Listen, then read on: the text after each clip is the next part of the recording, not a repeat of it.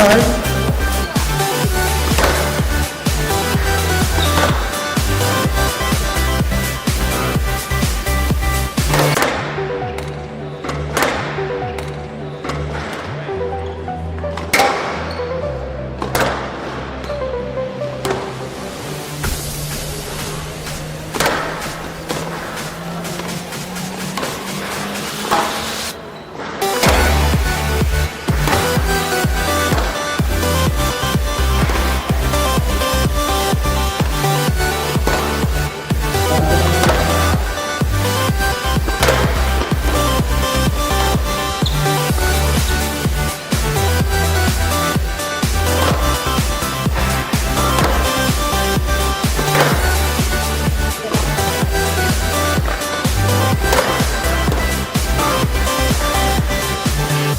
Welcome to Philadelphia, Pennsylvania, the home of the state-of-the-art Arlen Specter U.S. Squash Center. It's semifinal night here for the U.S. National Championships in the city of brotherly love. We have 4 big-time matches, 8 big-time players in action. 40 tonight, 2 matches on the men's side, 2 on the women's side. Can't wait to get the semis underway here from Specter. My name is Jackson Bragman. Hey there to all the folks watching and listening along at home. Thanks for joining us on the US Squash YouTube channel on Battleground Live. Joe Robinson, J-Rob. Absolute pleasure. My best mate sitting to my left. How's it going, Joe? Good, thank you. Thank you for the introduction. We're in for an absolute treat this evening. We've got simultaneous courts going on both glass courts. We're going to be sticking with the west side with number 1 seed and world number 4 Olivia Weaver taking on the recently returning Sabrina Sobhy. We're in for an absolute treat. It's going to be a cracker. Just to keep you updated, on the court opposite we have one of the men's semi-final, which is Nick Spizzirri taking on Shahjahan Khan, so I'm sure we'll jump over and have a look at that at some point. Jackson, are you excited for this one? I can't wait, Joe. The last time that we were able to get some commentary experience together was for the college squash national 2025 U.S. Women's Squash Championship. Hopping around a little bit from court to court, and we're going to try to do the same thing here. Olivia Weaver Squash National Championship semifinals. Sobhy to receive. See 4 matches.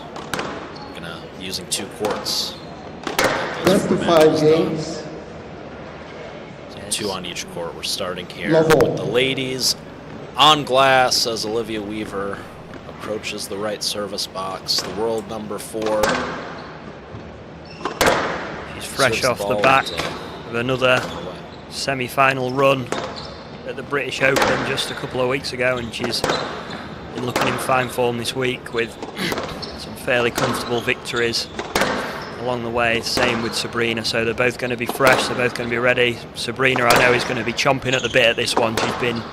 She's been away with an injury for a while now, so I'm sure she's absolutely delighted to be making this event. Olivia with a bye in the first round and a couple wins over some of the top U.S. junior players, starting with Ria Thank you. Shankaran, One love in the fall, and Alexandra Jaffe, one of the 2 Jaffe twins that will be headed to Princeton University. Weaver's alma mater in August, so we're going through relatively comfortably here to tonight's semifinals. Meanwhile, Serena's path has been not too particularly challenging either. She had a bye first round as well, and a couple of 3-1 victories to find herself in the semis tonight, back from injury.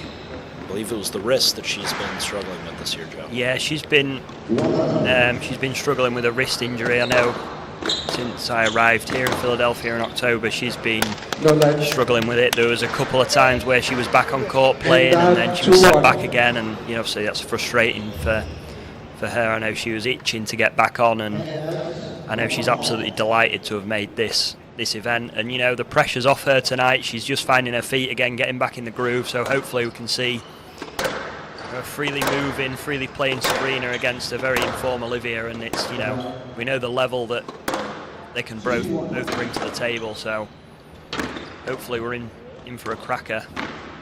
It's been an incredible season for Olivia. You mentioned that semi-final run at the British a couple of weeks ago.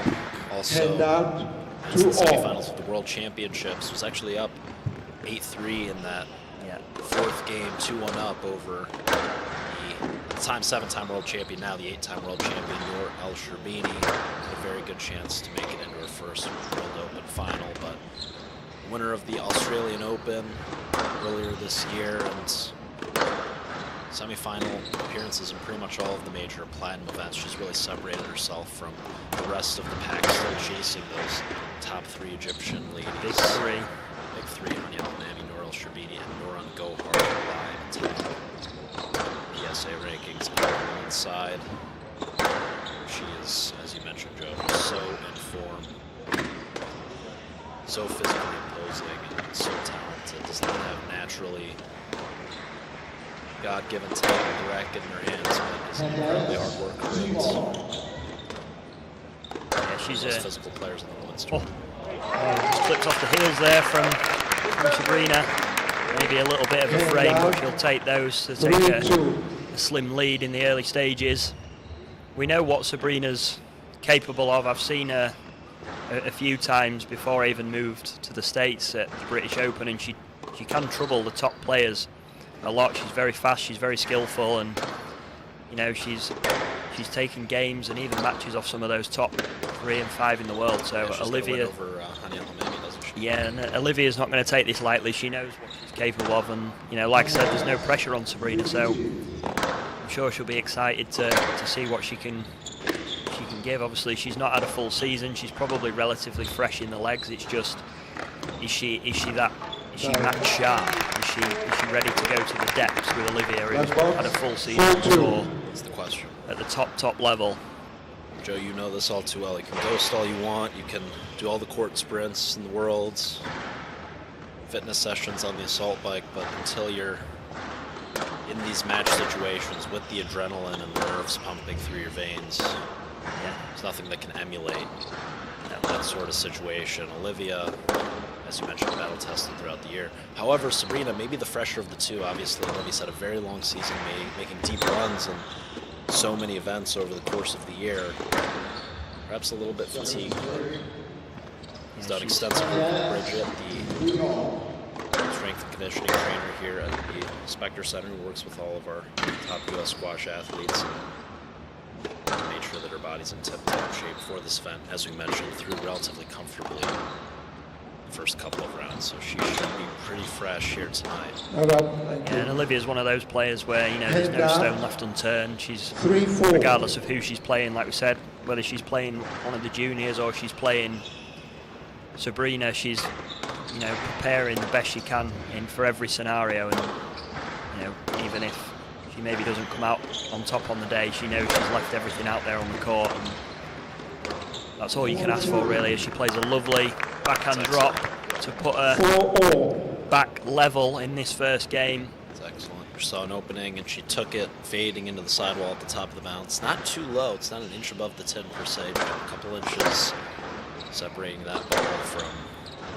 the 10 line. But yeah, it's a good margin to have, looking for that floor first. We see that again there, you know, trying to get that ball running into the sidewall. It's a slightly lower risk shot, bigger margin, but very, very high reward. As Sabrina goes for the spectacular. Yeah, she's gone for a little too much there, perhaps. Show the James Wills drop. Long drop from the back left. We've got a lovely replay here. You can see one of Olivia's coaches there, Graham Williams, in the corner. She'll be supported by him tonight. Sabrina just takes a little slip on the floor. Graham Williams does pretty extensive work with Olivia here in Philly. She's based some of the time in Connecticut as well, working with legendary Rod Martin, the former world #2. She's got a great team behind her. Just shy of her 30th birthday coming up in a few months here. She's still looking to achieve that world #1 ranking at some point. Highest world ranking before right now. She's in, you know, arguably the best era of women's squash. You know, at that top level, we've obviously got the greatest of all time, in my opinion, Sherbini, at the top of the tree. is the same age as Olivia, and she's going to be very hard to take off that pedestal. But I'm sure Olivia's up for the challenge. She'll be wanting to gradually climb up those 3 places and take on those top 3, as we say.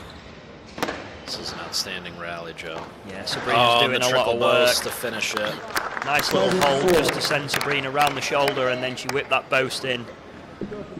Classic. Ball spent a lot of time on her strings there for Weaver. Yeah, and you can tell that, Sabrina's maybe not had that match sharpness back yet, but she's going for it. She's not going to leave the court without giving it her all, and she is doing a lot of work in these early stages. Olivia, moving her corner to corner. Just see how long she can keep up for us. That's a slightly tired error already.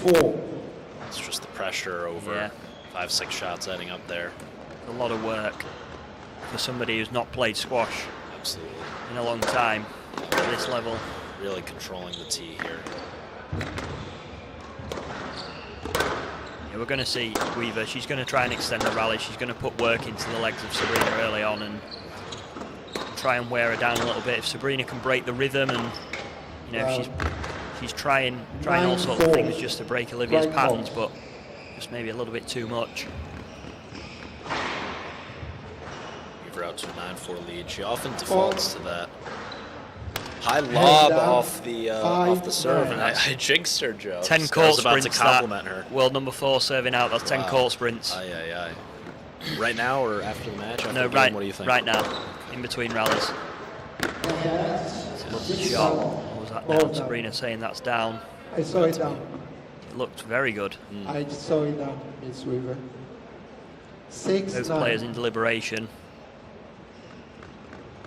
Turns out it was down. A referee has ruled. In your playing days, did you ever go for the forehand serve from the right side, or would you generally No, I'm a go big for the backhand I'm serve? a big forehand server. I love that. Lob serve on the forehand side. Occasionally mix in the body serve. Yeah. I like a body serve. Not a huge fan of the lob serve. I get a bit twitchy on the hitting it out, as we saw from Olivia a minute ago. It's a bit risky.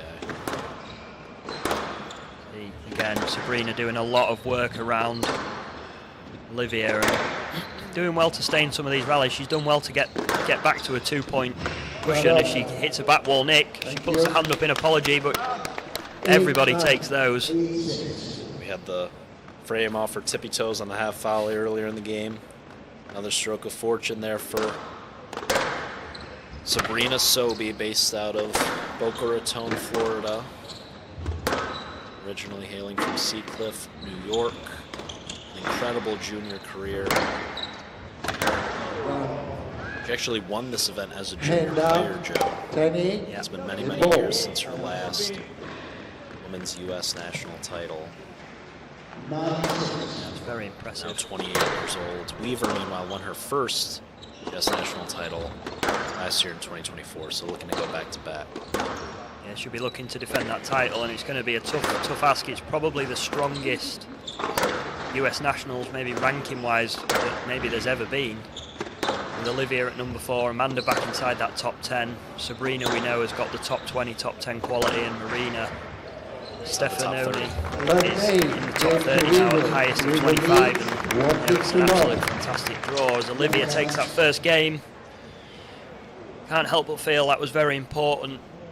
It's quality squash, and you could see Sabrina easing into it by the end of that first game. Weaver hanging on after building a 9-4 lead. She closes it out 11-8. Perhaps we can switch on over to East Class Court here, closer to us up in the commentary booth, as Nick Spizzirri has built a 3-point cushion over the U.S. number 2 and world number 64, Shah Jahan Khan. Yeah, and Shah's been in incredible form recently. He went to 5, a very, very close 5 with Yao in Washington, I believe. Yes, he did. Let's not forget he also beat our number 1 seed, the U.S. number 1, and world number 38, Timmy Brownell, in the opening round of the World Championships in Chicago a couple of months ago. Nick's obviously playing incredibly well, taking out Spencer Lovejoy yesterday in 5 games. Very close match.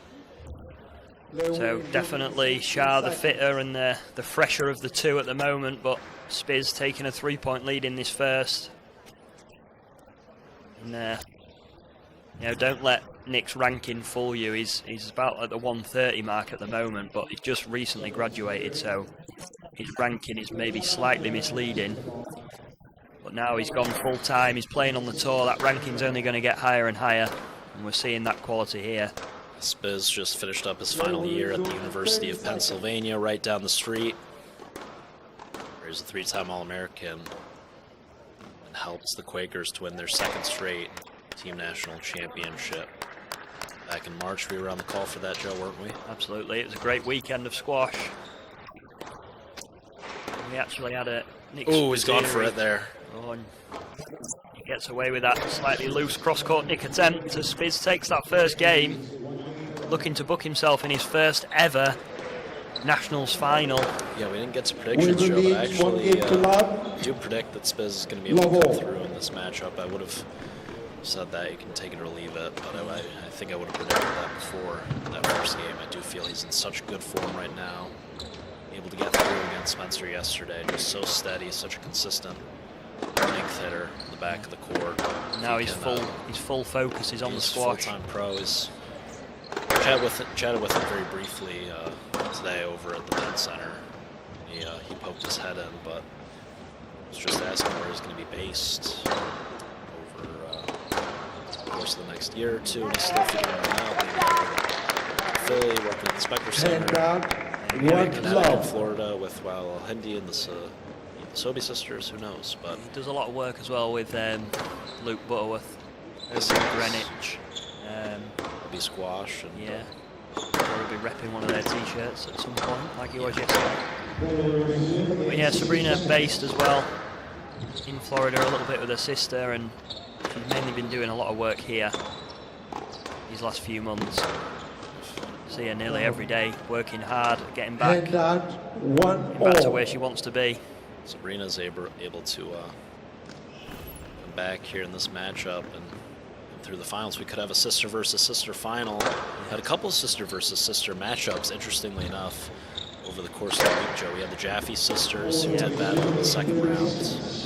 Twins, who has a vision going to Princeton next year. Alex taking on Sam, and then the Stephanoni sisters going at it last night. Marina, the elder sister, taking down the younger Lucy.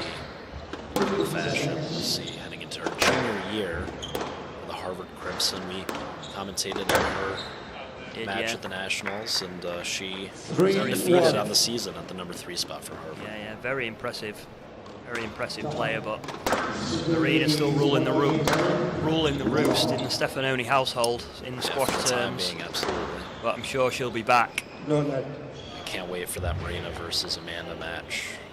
Yeah, that's pick of the bunch for me tonight. I think Marina is playing, incredibly well at the moment. She got very close to taking out Rowan El Arabi at World Teams in December, so we know she's got that level.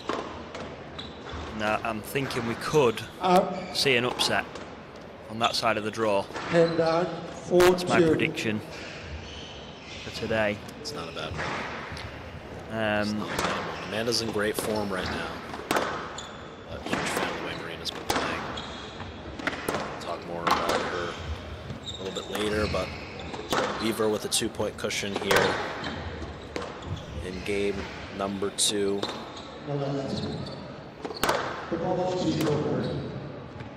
Yeah, this is definitely a step up for Sabrina of what she's had thrown at her this week.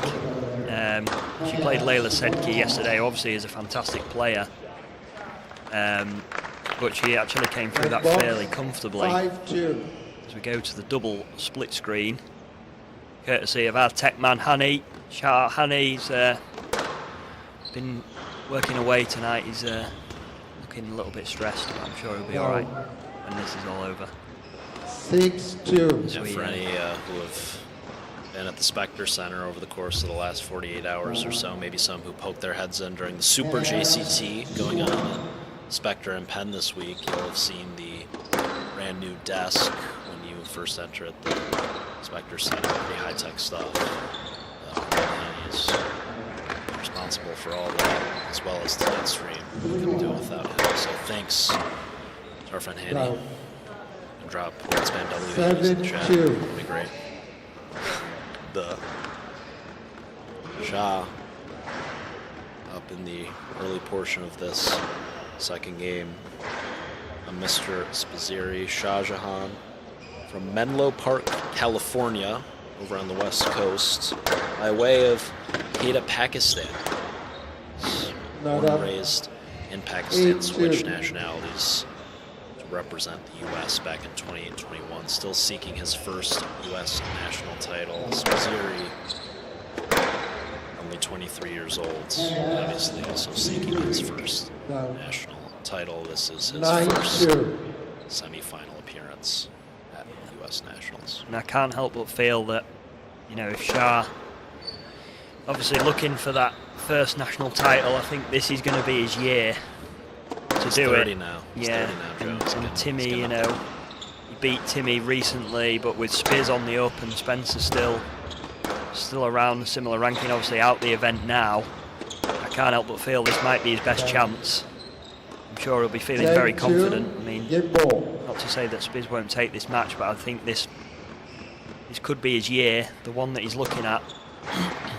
And we have two University of Pennsylvania Quakers in the semifinals tonight. Spizzirri and Alex Darnell will begin his freshman year at the University of Pennsylvania in the fall, and the winner of the British Junior Open back in January, I believe it was. So another young American rising through the rankings, oozing with talent. Actually got on court a little bit with Alex today at the University of Pennsylvania summer squash camp. We're working that together. We've been roommates the last week, so I got to see firsthand some of the talent on display for Mr. Darnell, who gave me the chop in threes today. But could see him making a little run this time next year, obviously outed by Spizzirri in the second round this year. Experience winning out.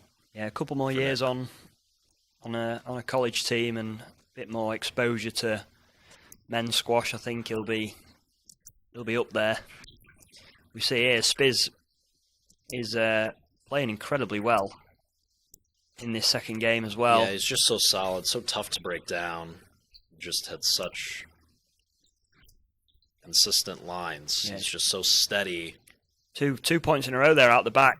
Just, you know, like you said, incredibly accurate with his line hitting. He's just so accurate. The one thing is the mental piece, is if he can keep it in check, if he can keep the referee out of his head and just play his game and not worry about his opponent or the officiating. You saw yesterday in that fourth game against Spencer, he's up 2-1. There's a no-let call in the back left corner. Fairly obvious, I felt. He was quite upset about it. Which allowed Spencer to go up 3-2, and then Spizzirri buried the serve return on the next rally in the 10. Allowed Spencer to go up 4-2 in the early part of that fourth game, and Spencer had all the momentum that he needed to take the fourth. It's quite a big contrast on there. You see Shah always looking very cool, calm and collected, and Spiz very animated. Whether he's won or lost a point, he's either mad with himself or shouting. Get very frustrated with himself even when he wins a point sometimes. But he's definitely, if there was shy away from the fist pump. Yeah, if there was a competition for most fist pumps in US Nationals, Spiz would take that fairly comfortably, I believe, and Hani's smiling right now because he recalls that we actually did the Spizzirri fist pump counter at the College Nationals this year. And I believe we counted 12 fist pumps in one game. And there was, I think 3 of them came from one rally. Yeah, I think the final rally there were I think 2 double fist bumps as we recounted. Maybe Hani's looking through his notes. Maybe he can find some more intel for us on the matter. Yeah, we're currently concentrating on the East Court. This one shaping up to be a close one. Long rallies. Olivia took the second game fairly comfortably to 2 points. Maybe Sabrina struggling with that top 5 level squash that she's not been exposed to at all really recently. Hani says 13 fist pumps in one game. Thank you for the confirmation, sir. Yeah, Spiz, even though winning that point, getting slightly involved with the referee. But again, another winner at the back of the court, forcing Shah right into that back corner, trying to dig the ball out from behind him, making it very difficult as we go back to the immaculate split screen with Weaver now a winner out the back. It's length hitting seems to be order of the day here on both courts.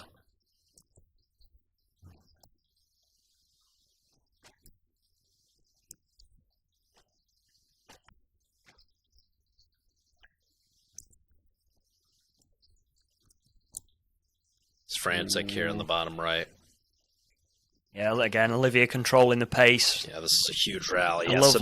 some major work Another put winner into the legs of Sabrina Sobhy there. She did not want to be on the wrong end of that rally. Yeah, another winner in the back right corner. Olivia changing pace, height, nice little subtle holds. Oh, and she's gone for it off the serve. One last Roll of the dice. sort of roll of the dice. You put it best, Joe. Yeah, Yeah, I feel those long, frantic rallies that are at such a high pace. yeah, Olivia's really, such a prolific volleyer. Yeah, such a great volleyer as Weaver, and when she's able to control the rally like that and make Sabrina do so much work over such a prolonged period of time, and she's able to come out winning the point, it has to instill so much confidence and Yeah. a little bit of doubt creeping in perhaps from Sobhy, although she's hanging tough here in the third. I do feel like it might only be a matter of time. However, until Weaver closes this out in 3, books her spot in tomorrow's final.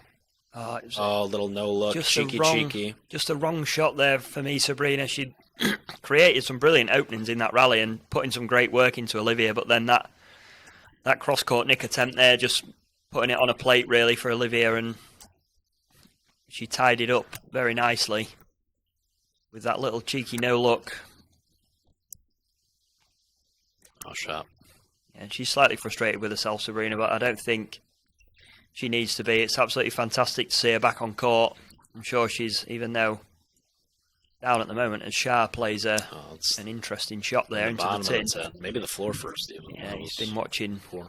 some of my coaching videos, I reckon, on Spectre Centre Instagram. Oh, this is excellent. Retrieval from Weaver. Oh, and just 3 one is too too many. Yep. Both having a Sobhy little just smile. Widening that gap. Oh, Shah again, Shah another again. error. Bottom half of the tin there.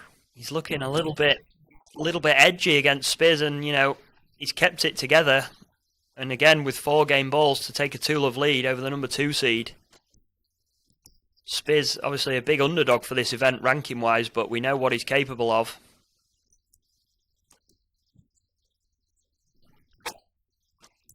Just doing some brilliant work to the back of the court and taking his chances when he gets them.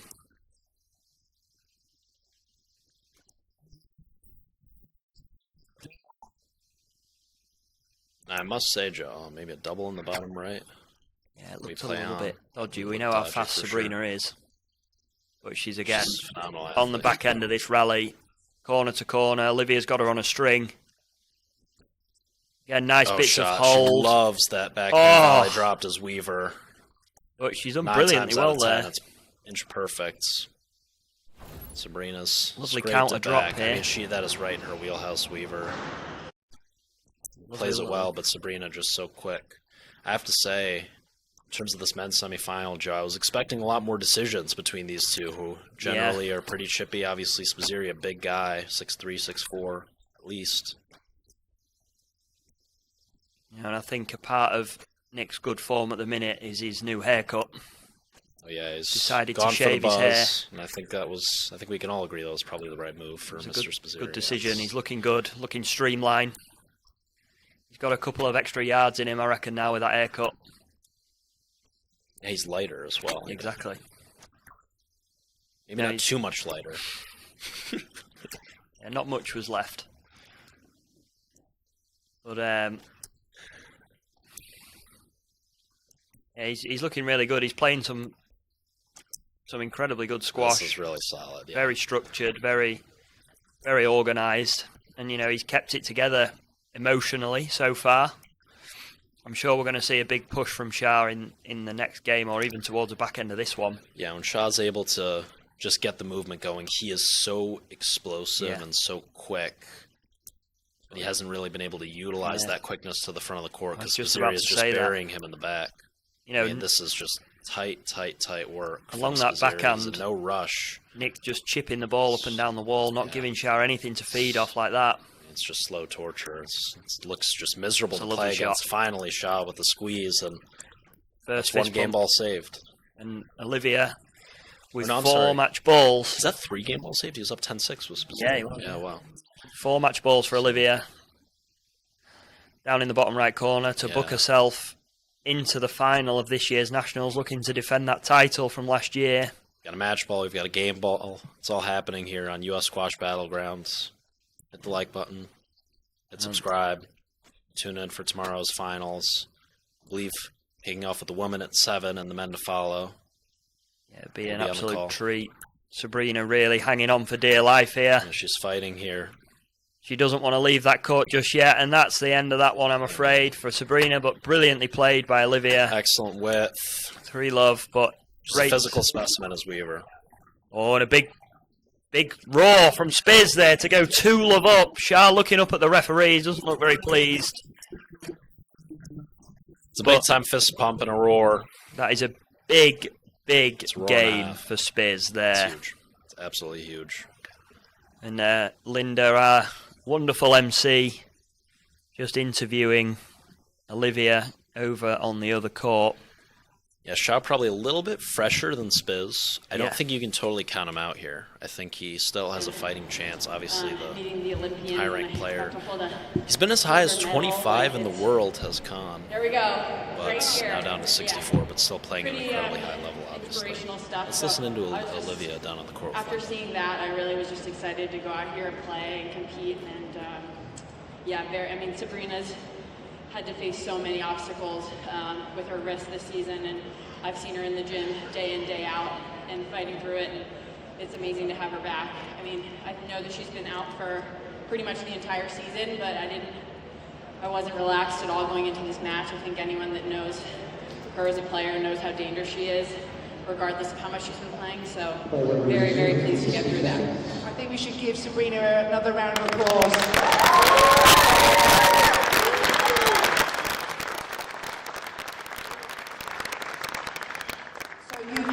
Really a tremendous season. I mean, how are you feeling? This is probably your last tournament before the summer, I assume.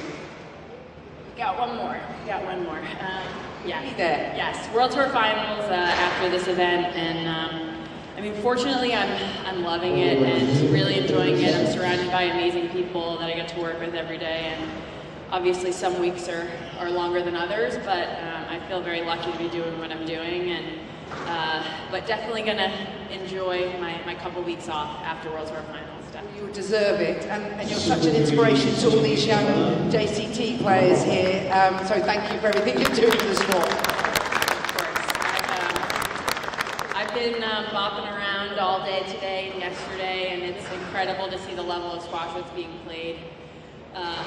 Everyone I've seen is just a million times more professional than I ever was as a junior, so it's incredible to see how much the game is growing, and I'm going to continue watching the matches this weekend, and anyone watching, I did not ever see myself standing here when I was your age, so if you love it, anything is possible, and just enjoy it and work hard, and yes. Great. Congratulations, we can't wait to see you in the final tomorrow.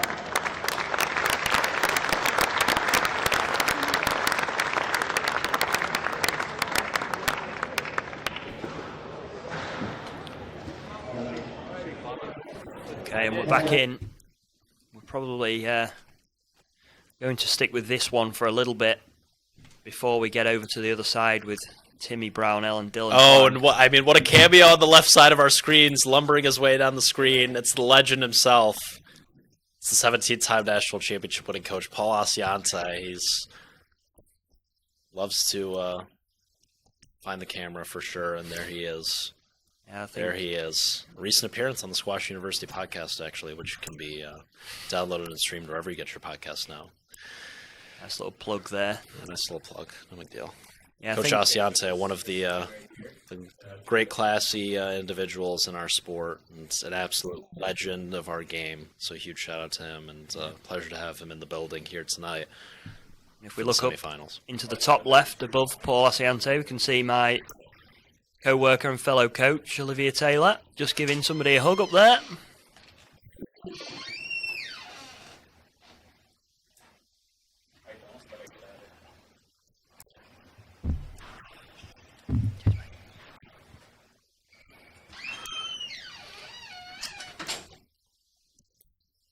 Speaking of the Taylor family, special delivery for us. Yeah, all the Taylors are involved. The JCT being run by the lovely Sarah Taylor, Nick's wife. Obviously, Nick has been here this evening doing a little speech for the LA 28 Drive campaign with some very impressive Olympians, I must say. A lot of medalists. Some medalists, yeah, lots of medalists. And then we've got Olivia up there. Charlie, the my bus boy. co-worker. Yeah, and then Charlie, one of the Drexel players who's helping out on this event this weekend. There he is, walking down there, look. Just done a little drink delivery. Thank you, Charlie.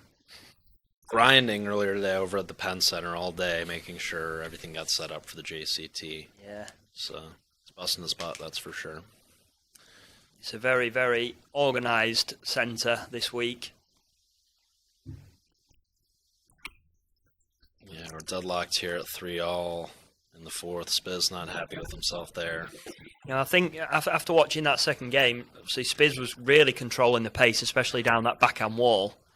I think if Shah can up the pace a little bit, like he can see he's trying to do, hit the ball with a little bit more pace, like that's better. I think he can really trouble Spiz. Obviously, he's a big frame, and I think if you get him twisting and turning, get him moving down low, that's the way to go with him. He wants that ball on his volley. He wants to be in front of his opponent, and if Shah can just hit that ball through him and under him a little bit more, like he's trying to do, and push the pace, I think that's the way to go. We know Shah is very physical, very fast. As we see here, he's just overcooked the lob. Little fist pump from Spiz. He's basically telling Hani to get the counter out. I'm not sure he's Hani's got too much going on right now. As we've got a lovely replay of the crowd here. It's always nice to see a packed house here at the centre.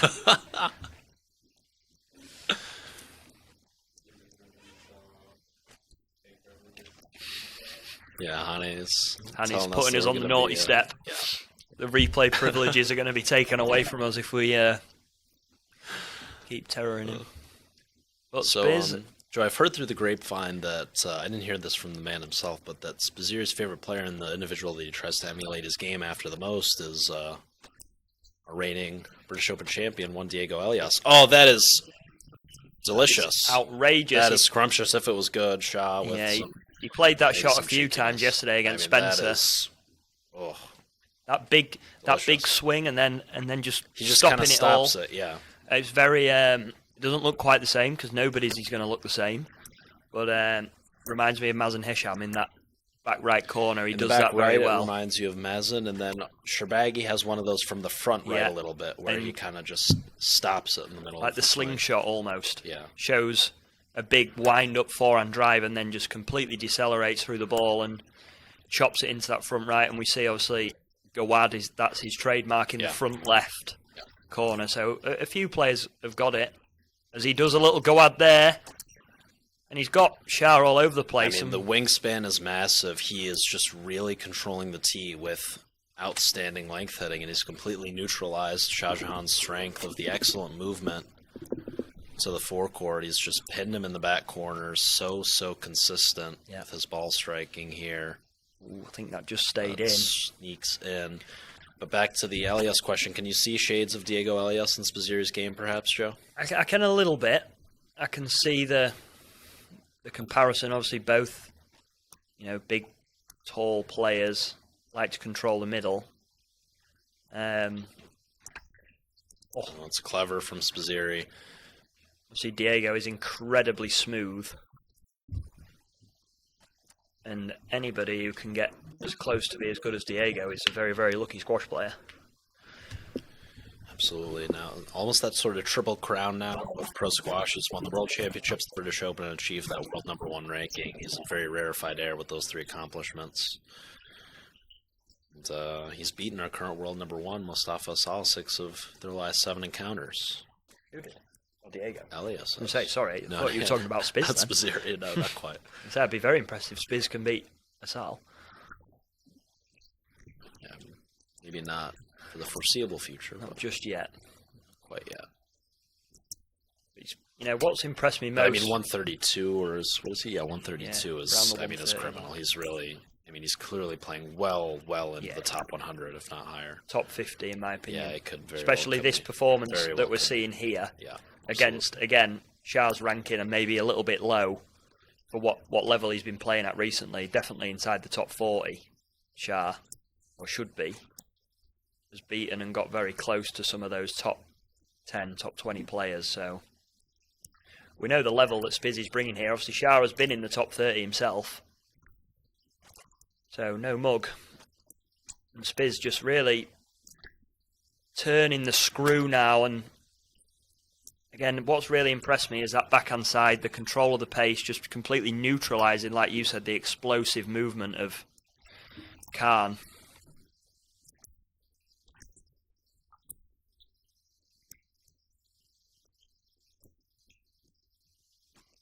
Spizzirri obviously a star on the squash court. He has a twin brother, as that's excellent quality from Shahjahan. So, Joe, I'm intrigued that you didn't know this. I know what you're going to say. Nick Spizzirri. You do know what I'm going to say? I think so. Oh, he does. I thought that was a question. He does. No, he does. Period. So yeah, his brother is the world number 118 tennis player on the ATP Tour, on the Association of Tennis Professionals World Tour. So, up and coming young American star in the tennis ranks, and a 2-time National Player of the Year collegiately at the University of Texas, Austin. So both had Elliot Spizzirri. Similar roots in their respective racket sports. One of the best players in the college scene was Nick. By the sounds of it, so was his brother. As we see just on the left side there of the court, with the white hat on, I'm going to apologise now because I don't know his name, but he is an Olympic gold medalist in wrestling, along with a diver and a Paralympian as well, which was very impressive to hear them talk earlier this evening.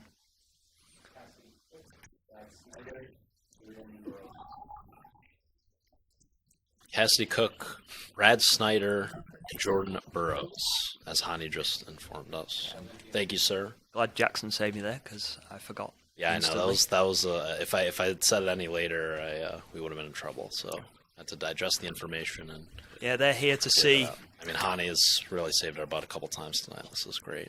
Yeah, they're here to see the best US players. Yes, they are. Get at it to see what the Olympics, or what it will look like in the Olympics, and hopefully see some of these players in it as the host nation in 2028 in LA. So they've come to watch and admire the great skills on display. Rally after rally with Spizzirri hitting it within 2 floorboards of the sidewall on that backhand side. It's demoralizing, surely. And it's so controlled, and every time he's lifting that ball and not giving Shah anything. Yeah, he's in no rush to end these rallies. He's not gone for really a single winner. No. He went for that one cross neck at the end of the first game, and Shah made the error on the next rally, even though Spiz missed it. But really, he's in no rush to end these rallies or hit winners. He's just hitting the obvious gap. He's keeping Khan pinned in the back corners, and I think once the pressure becomes too great, Shah's caved so far. But he is deadlocked at 8-all here. Huge rally. It's just brilliant patience more than anything from Spiz, just not getting too overexcited, not getting overawed by the occasion, just playing his game, doing all the right things, not making any errors really. And like this rally is controlling the pace immaculately. As Shah hits a perfect length though. Spiz having a little complaint about the movement, and this is where he needs to keep his cool now. Yep. He's 2-love up, he's only 9-8 down, he just needs to regroup, relax, go again. Got nothing to worry about. He's doing everything right.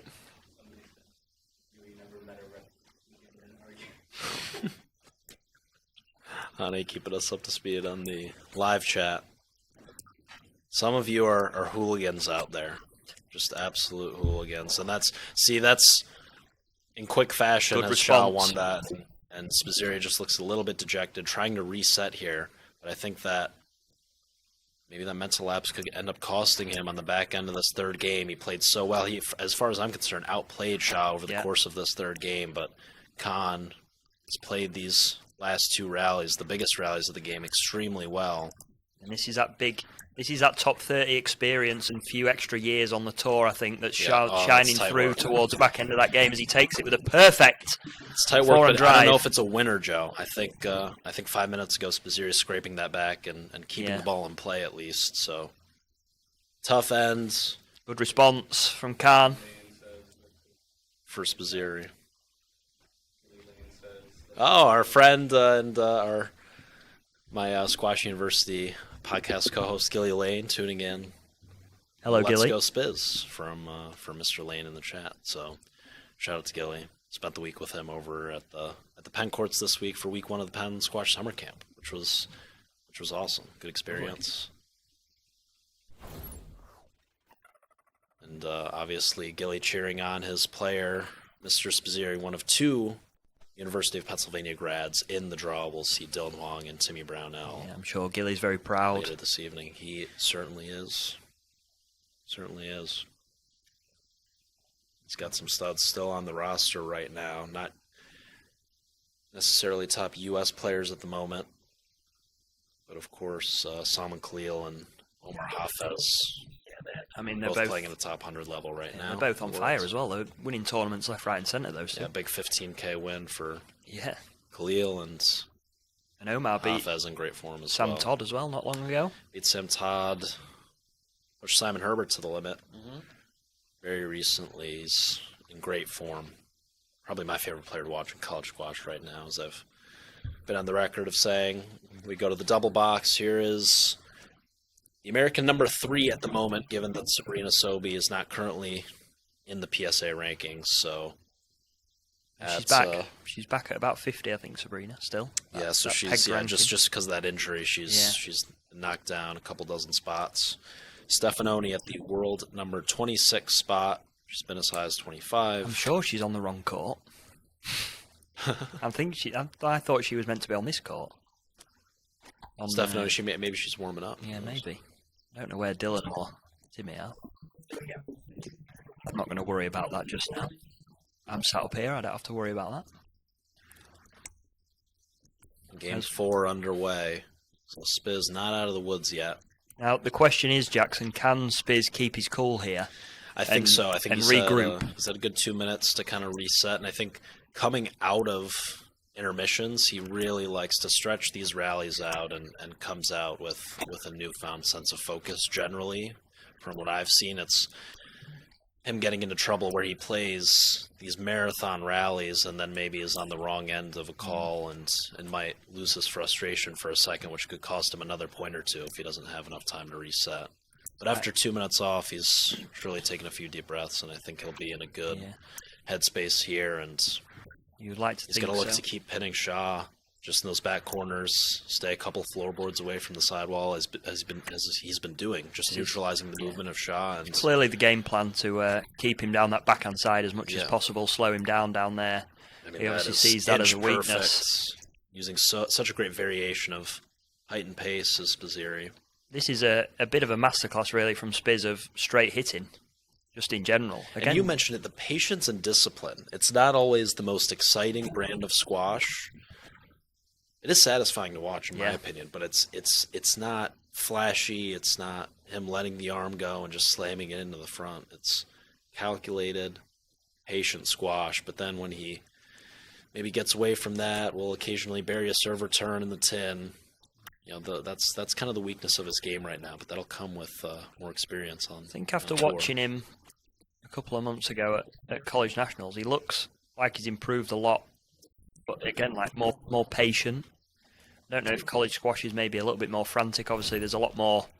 You know this better than me, but there's a lot more adrenaline involved. There's a lot. You're fighting for your teammates. You've got everybody shouting and bawling outside. Here, he looks a little bit more relaxed, a bit more patient.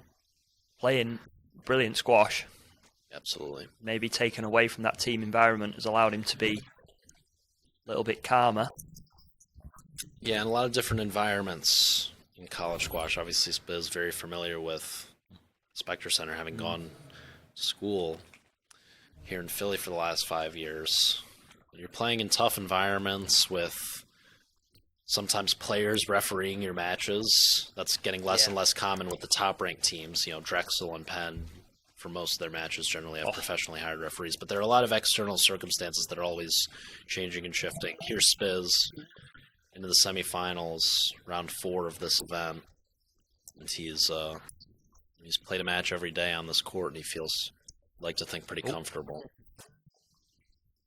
Ooh, wow, we got a stroke So there. that's an interesting call, Joe, because you see that a lot, where Shah's played a drop shot in the front. It's good, but not great. Spizzirri's read him like a book. He's on top of the ball.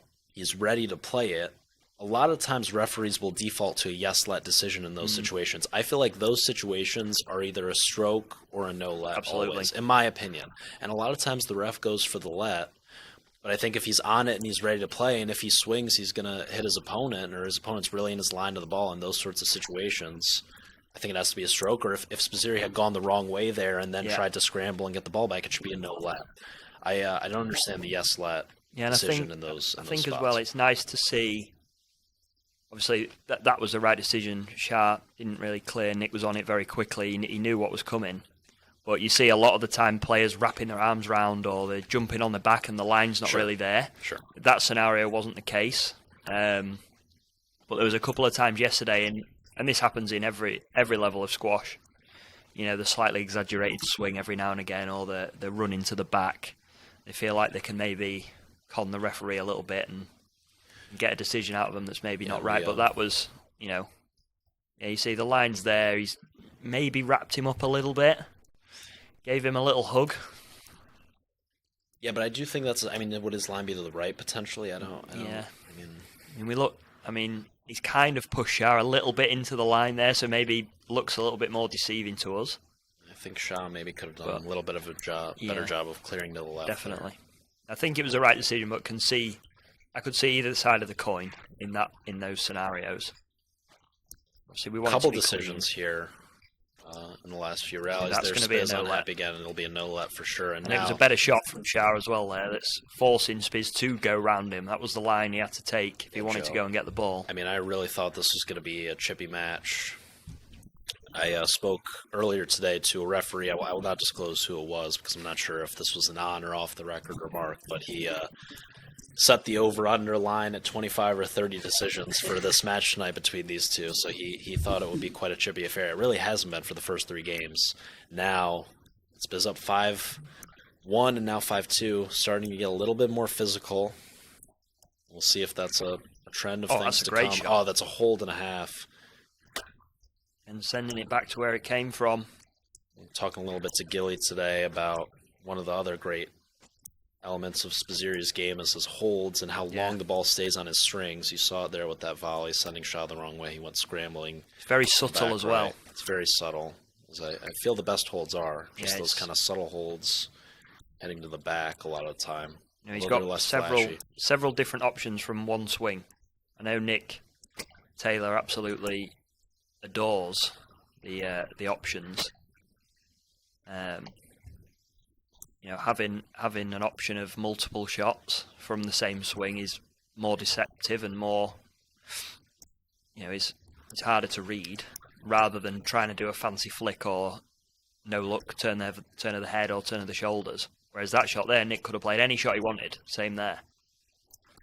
So Joe, we mentioned earlier we're not sure where Nick is going to be based for his first full-time year on as a pro on tour. This is an unbelievable rally. We'll hold on for just a second. One too many. Big screen. And there's a huge roar. Here we go. 6-2. Spizzirri with a 4-point cushion now in the 4th.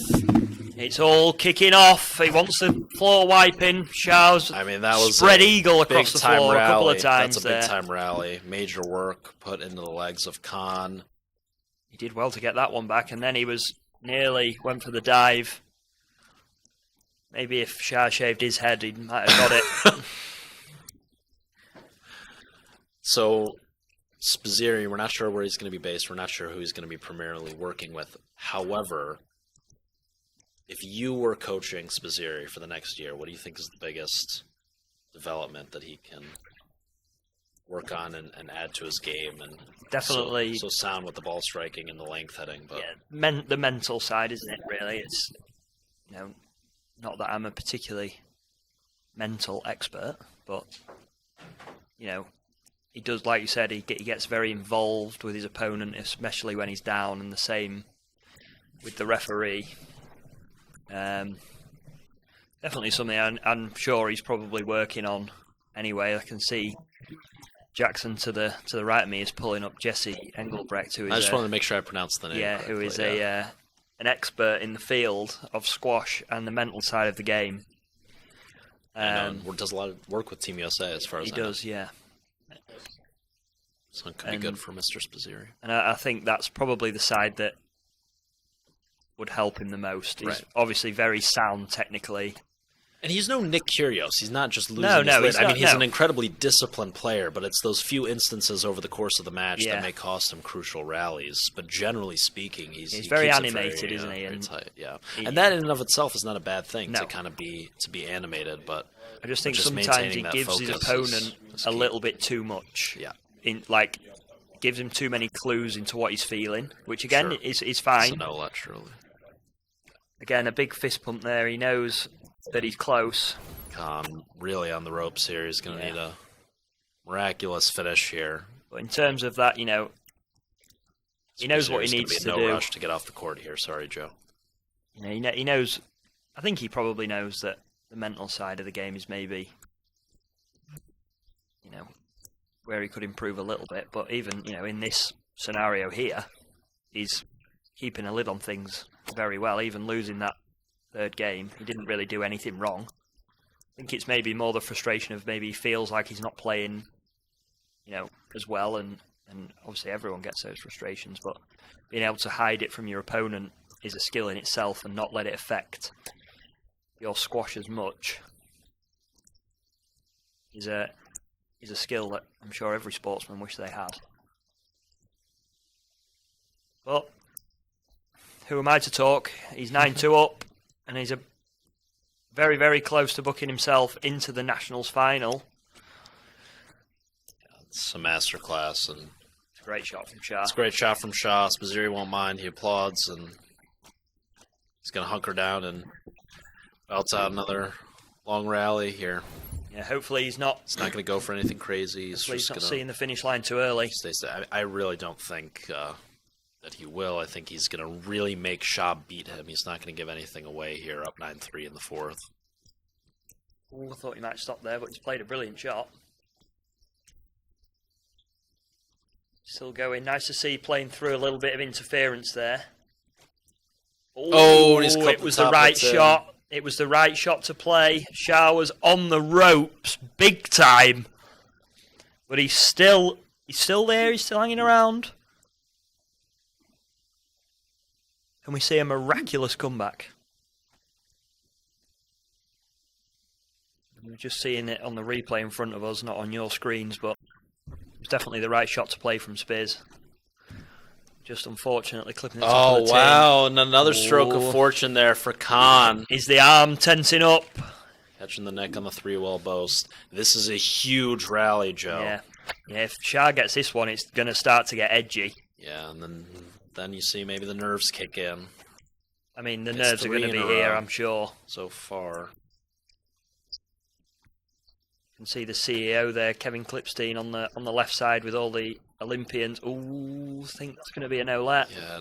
Ooh, he's been given a let. That's fortunate. That is fortunate. I thought he'd actually gone through the interference, and the line is to the left there, isn't it? I'm going to have to disagree with that decision, Joe. Yeah, I think that should have been a no-let. I think that should have been a no-let as well. Perhaps a bit unlucky there for Shah. No video reviews in this competition. So the players have to accept it and get on with it. Oh, that's a brilliant defense from Shah. Gorilla glued to the sidewall there from Khan. He did well to get it back. Never mind do that with it. I mean, it's 4 points in a row to draw within 3. Spizzirri, by the way, sporting that Lake Erie Beacons Yeah, I've just shirt seen that. for the National Squash League, the NSL playoffs here at the Spectre Center next week. A stroke. Wow. A stroke. I didn't think that was too dissimilar to the one before. Unless the thing there is he stayed on his shot a little bit. He has, maybe a little bit. And it's cracked. That one's cracked out a little bit more as well. Maybe he did stand on it a little bit. Yeah, he did stand on it, and that one cracked out a little bit more, I think. While Shaw's last shot wasn't perfect, it was a little tighter to the sidewall.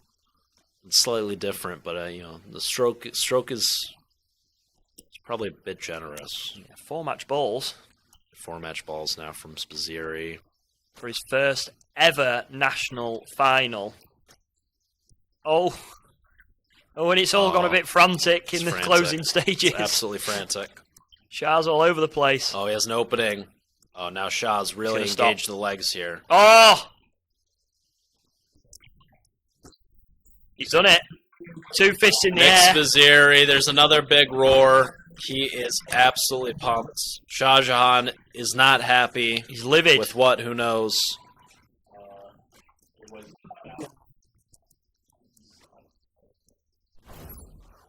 Okay, so Shah feels he got that back. I think he got it back too. But Shah did Spizzirri stop. stopped. Yeah, Shah has stopped.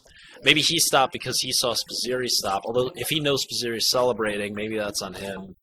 It feels like Shah almost picked that double bounce up and then saw an opening to maybe get a last-minute let from the Spizzirri. So throw it down to Linda. Hear what Nick has to say.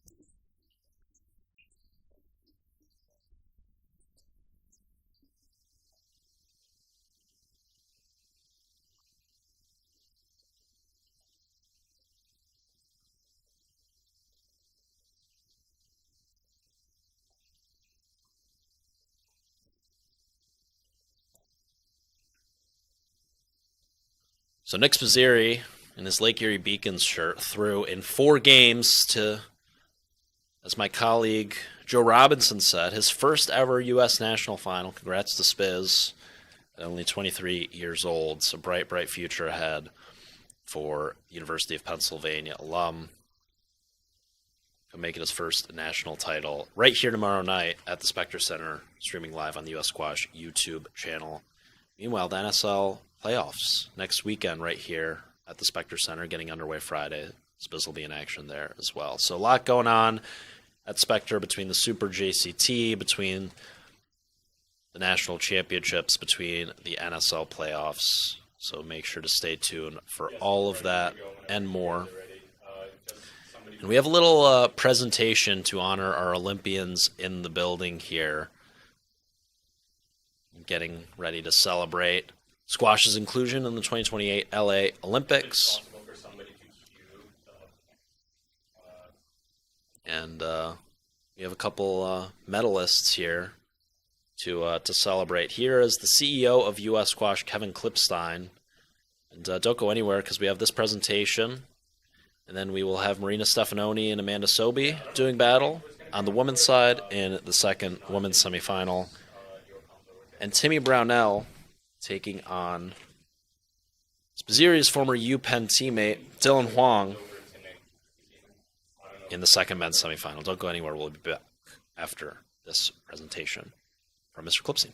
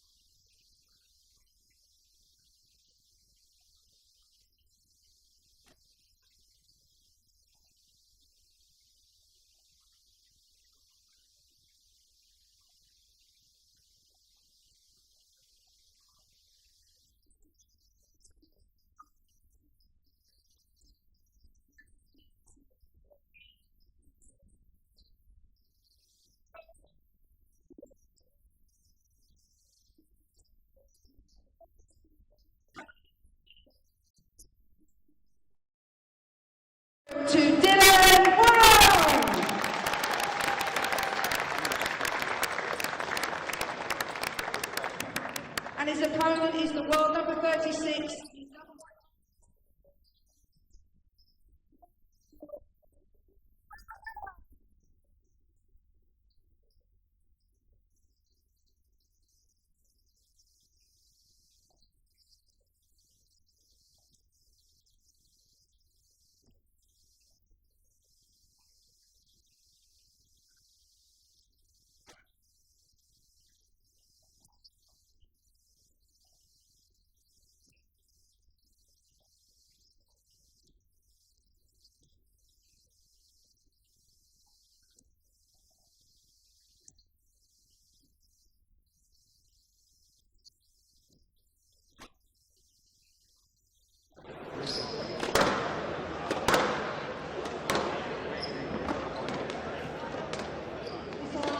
Wonderful player introductions from our MC tonight. The former world number 3, Linda Ariani. Thank you, Hadi. Dylan Huang, world number 112, US number 4, recent graduate from University of Pennsylvania, this time 2 years ago, where he was an All-American his senior year, trying to say PSA Tour. Timmy Brownell by the ranking. Don't be fooled by the ranking. Says my co-commentator Joe Robinson up here in the commentary booth. The Eagles Nest here at the Arlen Specter U.S. Squash Center. Jackson Bragman, welcome back, folks. Timmy Brownell, the number 1 seed in this event, the U.S. number 1 for the past few years. He's the world number 38. This time last year, he's the world number 29 at the end of the 2023-2024 PSA season. Dropped a couple spots this year, but still playing at a pretty high level. Got some wins in platinum events this year and had some good results in smaller tournaments as well. One of the more creative, crafty, intelligent players on tour. Not a gifted physical athlete as Timmy, but so creative with his shot choice and really a fun player to watch. Really creative and does a great job of mixing things up in terms of speed, in terms of height, in terms of angles. He's a bit of an artiste, is Timmy. Some of the best, as well. Some of the best hands. Buttery hands. Buttery hands for sure. And we've got Battle of the Goggles on the West Court, both wearing the protective eyewear. That's an astute observation. I didn't even think about that. Obviously, JCT players will be watching, so hopefully that's a reminder for them to wear their goggles. If not, I'll be walking around this weekend telling you to put them on. So waving your index finger in their faces. Yeah, watch these two. They're still wearing the goggles.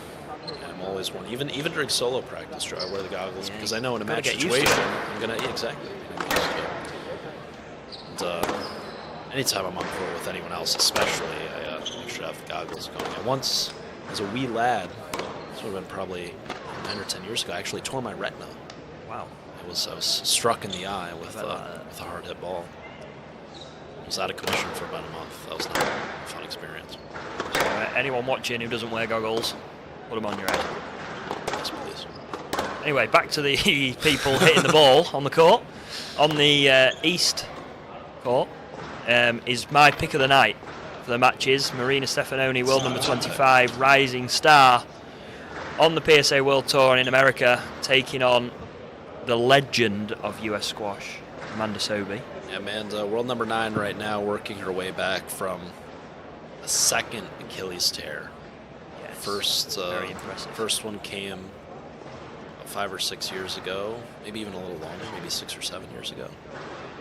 And more recently, 2 or 3 years ago, the other Achilles went for Amanda, but she's worked her way back into the top 10 in no time. An incredibly hard worker. Now, in her early 30s, she'll celebrate her 32nd birthday next week.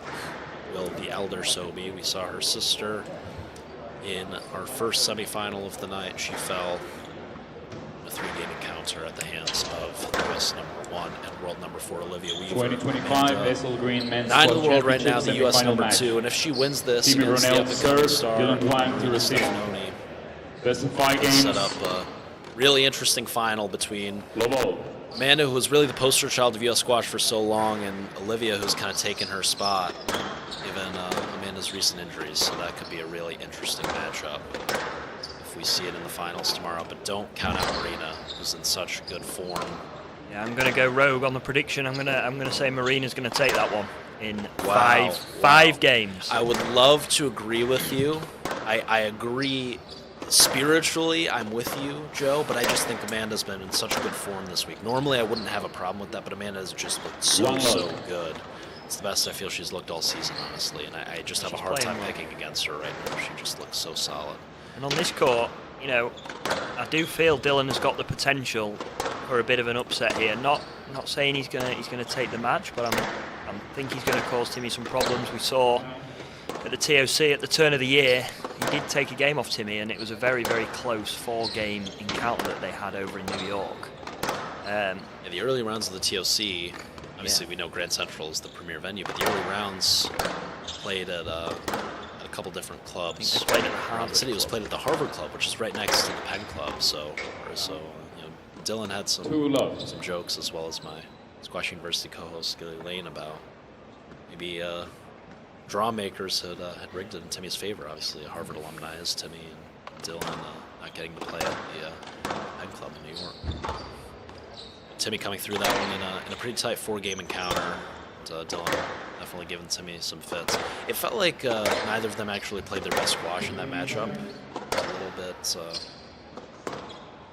little bit lower quality than what we're accustomed to from these two, from both parties, I think. So hopefully we get a better matchup tonight. They both look in good form. Obviously, Huang rolling Salim Khan in a 3-gamer yesterday. Yeah, I think it was 9-1-2 or something. Yeah, Dylan was playing very, very well. He wanted revenge over Salim from the World Championship qualifiers not too long ago, where Salim took him out in 4, and Dylan was really up for it. He was volleying really well and controlling the middle, and I'm sure he's going to be looking to continue that form into tonight. It's going to be a very, very tough test against US #1, defending national champion, Timmy Brownell. I'm sure he's up for the challenge. He knows what he can do. Timmy's had an incredibly comfortable run to the semifinals thus far. You know, I shouldn't say that, because he was taken to the limit yesterday by one Chris Gordon, 39 years old, absolutely laying out for balls, moving like he's half his age. Now, I'm going to say a fact here about Chris Gordon, but I don't know if it's right, so you can correct me. Okay. But I believe he has played the most professional PSA matches. Almost. He's not far off. Tournaments. He's played the most. He's played the most events. I believe the record for matches belongs to Emil Sherbagi as of a month or two ago. He's obviously just made deep runs in pretty much every tournament he's played in as Sherbagi. But in terms of events, I believe Chris Gordon's played well upwards of 300 different events on the PSA World Tour. That's ridiculous. Turned pro at a very young age. Obviously, a lot of the top U.S. professionals, college alumni.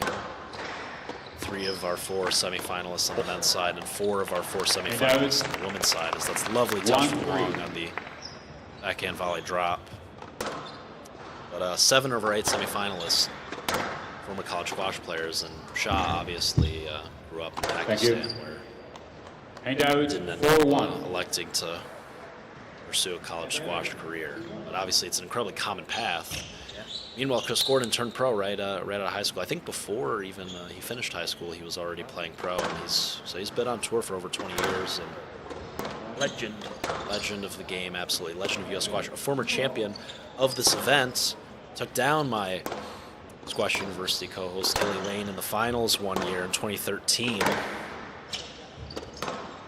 So that was many moons ago, and still going out a dozen years later, still finding his way into the quarterfinals. Incredibly impressive from Gordo, who was able to take a game off Timmy yesterday. Timmy, I don't know the last time you've seen this in a professional match, Joe, but Timmy called for 2 foot faults yesterday in the second game. Was it by the one and only Paul Alexander by any chance? I don't think it was. I think it was one of the other American referees.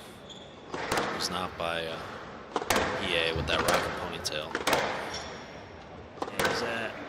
seen him call a couple of footballs. Interesting. Stroke to Brownell. So maybe 6-1. it's something US Squash or the Some PSA are talk. trying to crack down on a little bit. But it wasn't obvious. It wasn't one of those where it's, The thing- I didn't notice it. It's a great shot from Marina, a little hold and flick across Wow. the front wall, but Wow. I think the thing for foot faults with me, unless, and this might be controversial because the rules are the rules, however, he's not standing on the tee when he's serving, and he's not gaining, if they're calling the foot fault, he's obviously not trying to do 7-1. it. He's not gaining any advantage whatsoever. That's if what it is Timmy said. technically a foot fault. Yeah, that's literally what You he know, said. here he's deep into the service box. He's just left of the middle. So even if his foot comes out before he hits the ball, I think he's that's not what happened. I gaining think Timmy an had one advantage. foot in the box. I think his foot came up before. You know, That's at right. this level, it's not. You know, they're not standing with half a foot in the box or anything like that. They're trying to do it properly. It's just, you know, they're not gaining any advantage. And I think in that scenario, I know the rules are the rules. And, Out 2-7. you know, we should always follow the rules. But for me, You heard at it here this, first, Joe Robinson is pro rules. at this level, it's not going to make any difference for me. Would agree. But yeah, you know, that's just my thoughts. Sometimes a little bit frustrating. Here we go. I mean, Ali Farag was foot faulted 3 times in one match a few years ago. It happens to the best of us. Yeah, I feel like Miguel was maybe earlier this season Yeah. on Squash TV. Maybe it's That's what something they're happens. trying to crack down on. But I think if you look at any professional squash player, they probably all foot fault every time. Yeah. So I don't know where the line's being drawn there. But anyway, 9-2. enough of that. Timmy is cruising in this first game with a 9-2 lead. Dylan's struggling to get stuck in and reading Timmy at all, really. He's holding him on the tee, and we can see my pick of the night is living up to expectations so far. Tight 6-5 at the moment. And out Down in 3-9. your bottom right corner. Both Harvard 2 Harvard alumni. players on that court. There we Obviously go. a decade And separating these Timmy, two. also a Harvard player as well. We've got all Ivy League here. It's all going off, and we've got a pen as well. So Oh, it's touch. 4-9. It's touch from Huang. Maybe a little too late in this first game, but hopefully for his sake at least, he can garner some momentum heading into the intermission. That's probably what he's hoping for at this juncture. On the business end of game number 1, meanwhile, deadlocked at 6 apiece are Stephanoni and Sobhy. Stephanoni graduating from Harvard this time last year, 22 years old, from Darien, Connecticut. and she's Connecticut, a flew up the hotbed- rankings. big hotbed of junior squash these days, and yeah, you're absolutely right. She's And flown out up the rankings. 10-4. Game First ball. full-time year as a pro. Big time win for her at the Richmond Open Copper event last month. And she got to the semis in Spain last week, losing out And to out former 5-10. Game ball. British Open champion Camille Sir. Yeah, once again, talk about veterans of Yeah. the tour just still hanging around. Cami Serm. One piece of trivia for you, Joe, is Cami Serm is the last player outside of the current women's Big Three to win a platinum event. Would you believe that? 11-5. Game to Brownell. Brownell leads 1 game to love. So only Hania, I think 5 or 6 years back. Gohar, and Chabini have won Correct. a platinum since. Every single platinum event, guys. That is a very good fact. And it also Definitely shows how strong those 3 are, Yeah. and that absolutely. everyone's aspiring to get to. Because Marina's Yeah, on it the does run. feel like Olivia Weaver will be the next. Oh, She's if it's gotta not be. Amina Orphy, it could be Yeah, Orphy as well. Orphy's close. Marina, sorry, not Marina just yet, but Olivia are the 2 that everyone's looking at the moment. And Picked you've got like someone like Fairuz Abawilkir Yeah. is on the up. She's only still 19. It's true. The depth of the women's tour is fantastic at the moment, and it's probably the strongest it's ever been. And you've got like Ella Rabi as well, who's been injured. Siva, Two-time World Junior Champion, Ron Both. Al-Arabi. both the Gillises that are pushing. It's true. And someone like Marina is only 22 years of age. She's on the up. She's playing probably above her ranking at 25. You know, you see here, she's Yeah, really Malika pushing Amanda. Faggy, Saran Nagim just made it to the round of 16 at the British. I mean, there's so much depth in the women's game right now. Yeah. It's certainly the strongest era for both collegiately and professionally. The women's game is just at such a high level. Yeah, and this first game here, Marina 1 point ahead, is a big first game for both of these players, as she just sends Amanda the wrong way. Oh wow, Joe! Could we see fasten your seatbelts? Couple game balls here for Stephanoni. Could we see a passing of the torch in the US women's squash scene? Amanda, like you said, was the trailblazer for the women's national team for so long. Former world number 3 was Amanda. And now Marina, the up-and-comer, taking it to I'm sure she's probably one of Marina's idols. Growing up, watching the game, playing squash, both at the same university. Top player in the world. It's an excellent piece of deception from Sobhy there. We're going to see it. Stephanoni stuck in the mud. Yeah, and we know that Amanda, based down in Florida primarily with Wael El Hindi. Oh, shots. Whereas Marina spends all of her time at the centre here with us. And Nikki T. Nikki T. Putting in some great work with Bridget as well. Strength and conditioning department. And 2 game balls saved for Amanda in quick fashion here as we head to a tie break in the first. Incredibly crucial game for Stephanoni. It's off the frame. Just wide enough for Marina. Just out the reach of the southpaw. You do feel like Stephanoni's going to need this first game to give herself a chance here. Rocking the ninja headband. I'm a big fan of that. Stylish as ever. Yeah, she loves a one-colour outfit, does Marina. She was rocking the orange look last week in Spain. Probably one of the brightest outfits on a squash court I've ever seen. She's gone for green tonight.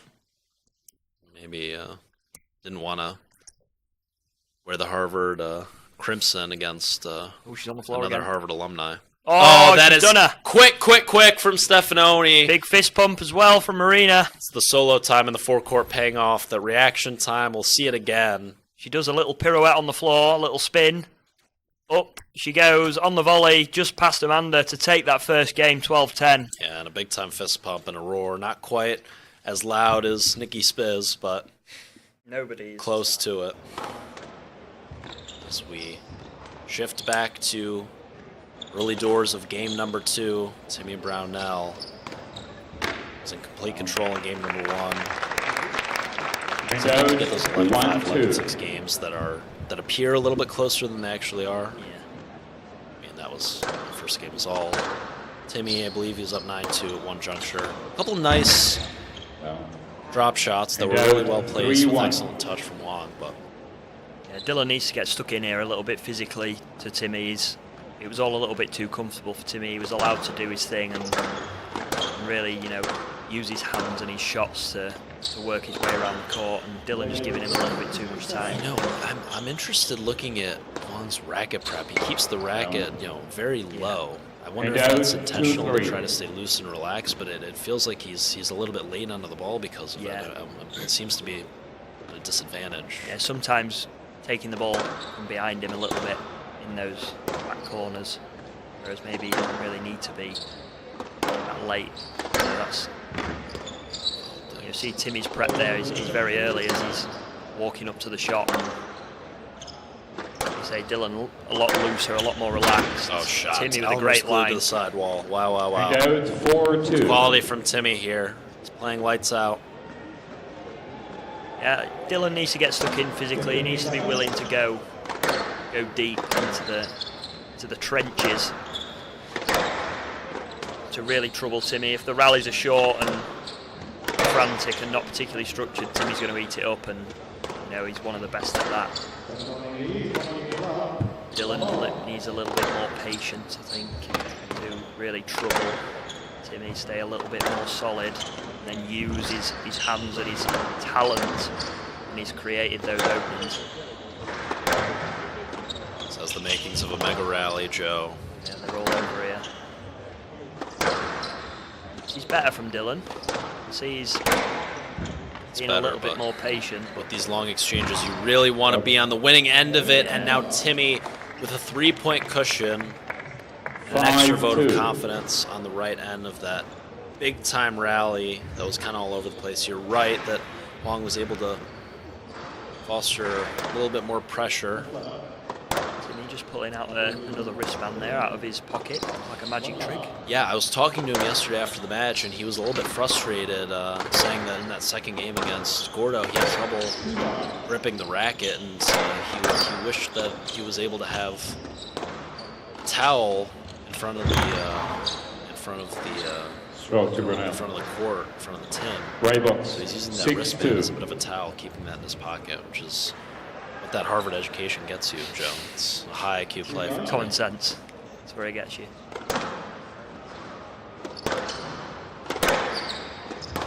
Amanda storming off. Shot. The lead in your bottom right corner. Dylan looking a little bit at sea. Another big lead for Timmy. Timmy really, kind of, I want to be careful with this, but in Ali Farag fashion, almost kind of weaving that web, and is just so great with his anticipation, so nifty with his shot selection, and it's just so hard to read him. He does such a good job of reading everyone else. Yeah, he's very, very clever. He's just, at this level where he's playing, no Dylan probably playing above his ranking suggests, but playing somebody who's slightly lower ranked than him, he's very, very good at reading the game, and he can read the game at any level, but he makes it look very easy at times. 9-2. And he's looking comfortable here. Again, 9-2 up in this second. Dylan's going to have to perform some magic in the third game if he wants to mount any form of comeback. It's just been far too easy for Timmy, really.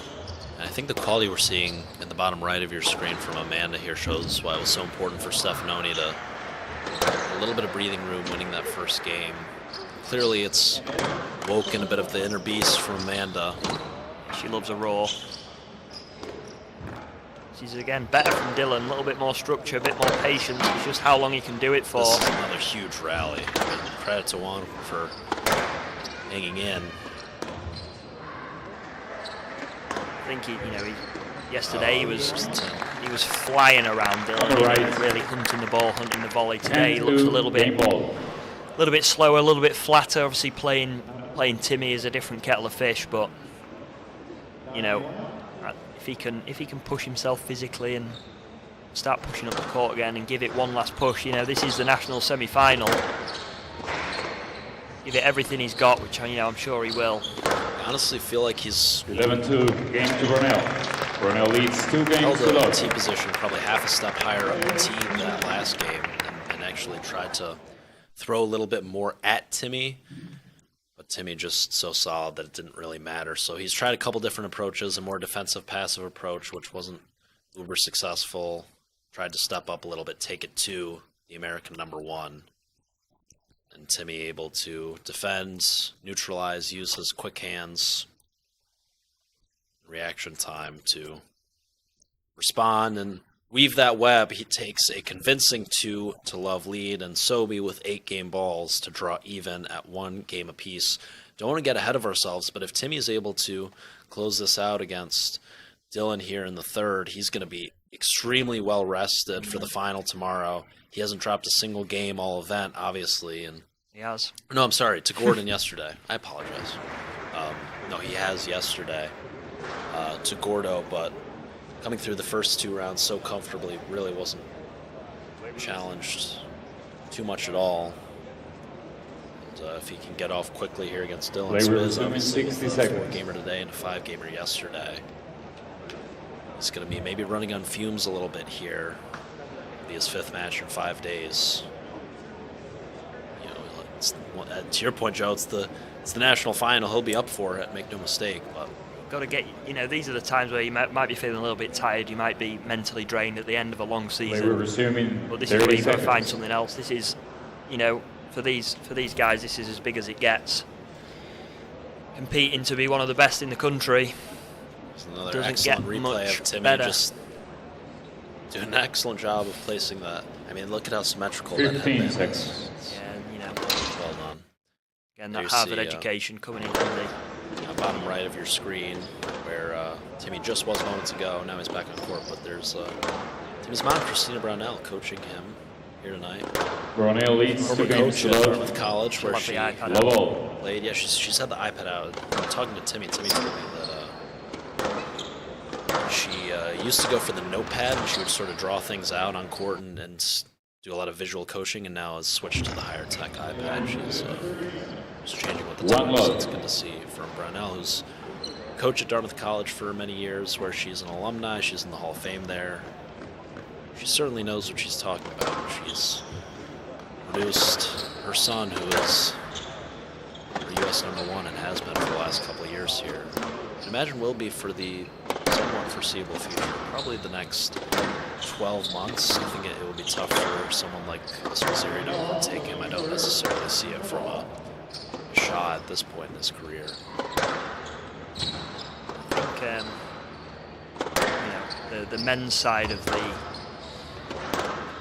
the US team is definitely a little bit weaker at the moment.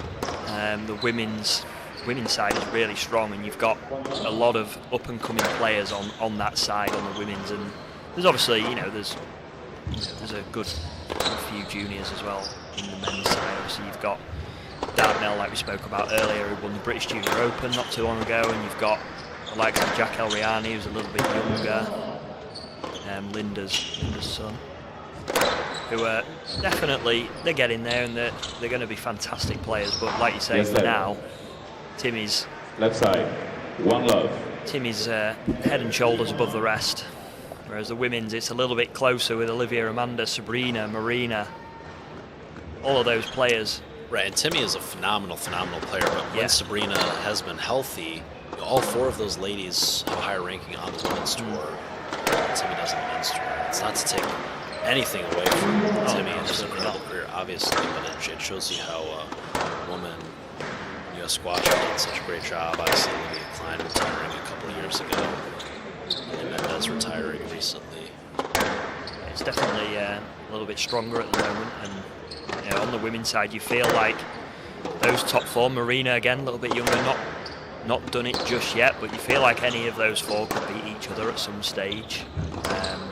Obviously, Olivia is heavy favourite for this event, for sure. There's no reason why, obviously not today, but Sabrina, Amanda, Marina can't trouble her as Timmy goes here's for the Philly! Has he done it? Through. No, nearly. Dylan wow! I mean, Dylan is scrapping here. The lungs are absolutely going for Dylan. Timmy has him on a rope. I mean, win or lose this rally for Dylan, he's going to be gassed. There's the error. Dylan's going to need a new set of lungs after that one. I mean, yeah, he is in big time trouble here. He's absolutely reeling. Yeah, to the point of that, I mean, the women's side is so strong, and then you have someone like Marina's sister Lucy just waiting in the wings, who's, I believe, only 20 years old. She'll be a junior next year at Harvard, and Caroline Fouts, who I want to say is top 60 in the world. At least she has been. Not far off. Maybe dropped a little bit. Yeah, she's maybe dropped a little bit just in the back out of the college season. But and then you've got Layla Sedke as well, and you've got some of the younger players that are the juniors, the Jaffies. You've got the Z's. You've got Savannah Moxon. They're all up there. Savannah Moxon, the number one seed in the Super JCT this weekend. I believe she's still only 16. So yeah, she'll be in the 17 along with Charlotte Z as well. It's a favourite for that particular age group. As Marina takes a lead in the second, we're all tied up at 1-1. Yeah, she's responded well here. Amanda just rolling one into the floor there.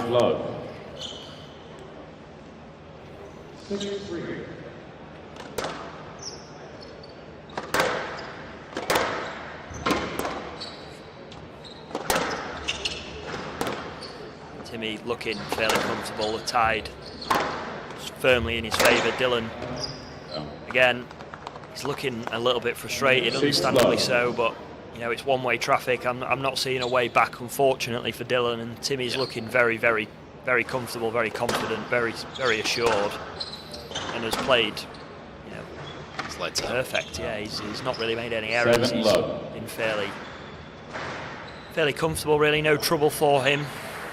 Timmy's so experienced. He's certainly not going to be looking to rush off court here. He'll be here as long as it takes, but you imagine this will be done in the next 100 seconds or so. You just don't see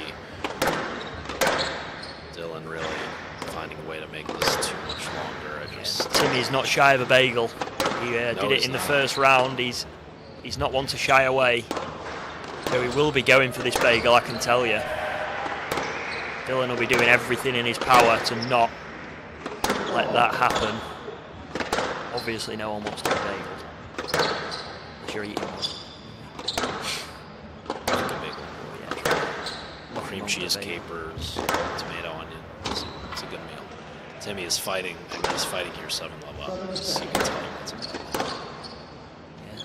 meal. And Timmy's going to be feeling pretty good about defending his title. Obviously, we've got no Todd Harrison anymore. We've got no Andrew Douglas. We've got Spencer's out of the event now. Shah's out of the event now. And obviously, on paper, he should beat Spiz, but Spiz is playing unbelievably well. Obviously, managing to take out Shah, who did beat Timmy a couple of weeks ago. So Spiz going in again, underdog, not expecting anything, and I'm sure Timmy's going to be feeling pretty confident. This is pretty special to watch. He's really firing. Quality from both of our presumed semifinal players, assuming Timmy closes this out, it's been immaculate. Pretty immaculate, yeah. Timmy's not put a foot wrong. He's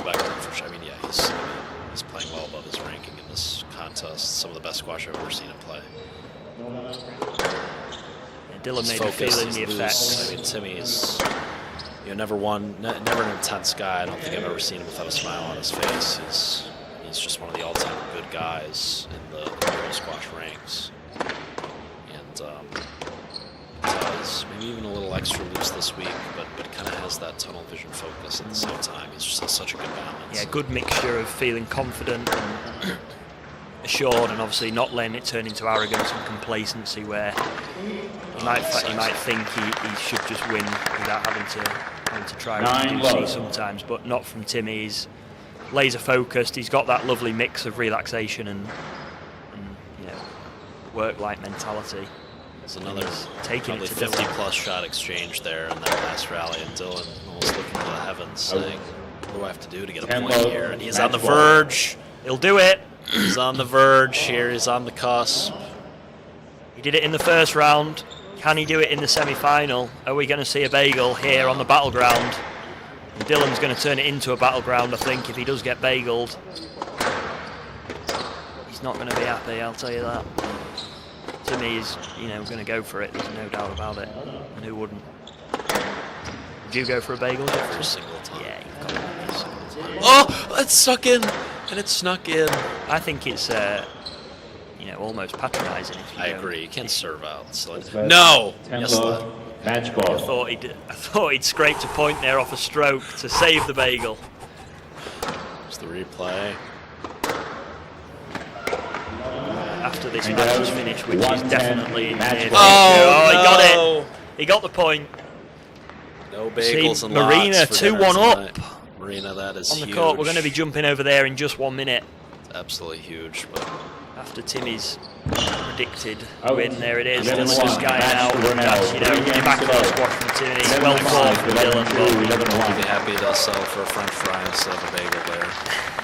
Timmy will be delighted to get through that. He knows how dangerous Dylan can be, and that was pretty special. We'll just head down to Linda to see what Timmy's got to say. Giving up 8 points in a semi-final match here at the Nationals, pretty special. Here's Linda.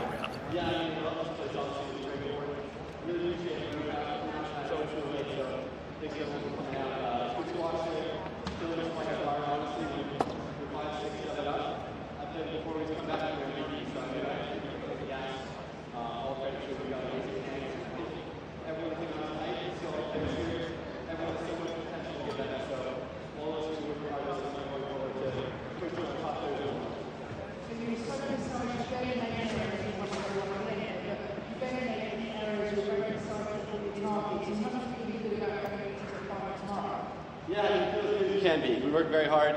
We practice all the time. We've got a great team around us. So I want to say thank you to everyone that's part of the team here, everyone that's part of my team personally as well. helped so much, and just really happy to put in a good performance for all of them, honestly. And you've got Nick Spizzirri, it's his first ever final. You have obviously more experience being in finals before. How are you feeling about playing Nick? I feel good about it. I think we're going to put on some great points. Honestly, he loves to play in front of a great crowd, so I hope it's packed tomorrow. I'm expecting him to come out swinging. And I think it's going to be a nail-biter, honestly, so I'm looking forward to it. I have no idea what's going to happen, but see everyone tomorrow. Great, well congratulations, we can't wait for the final.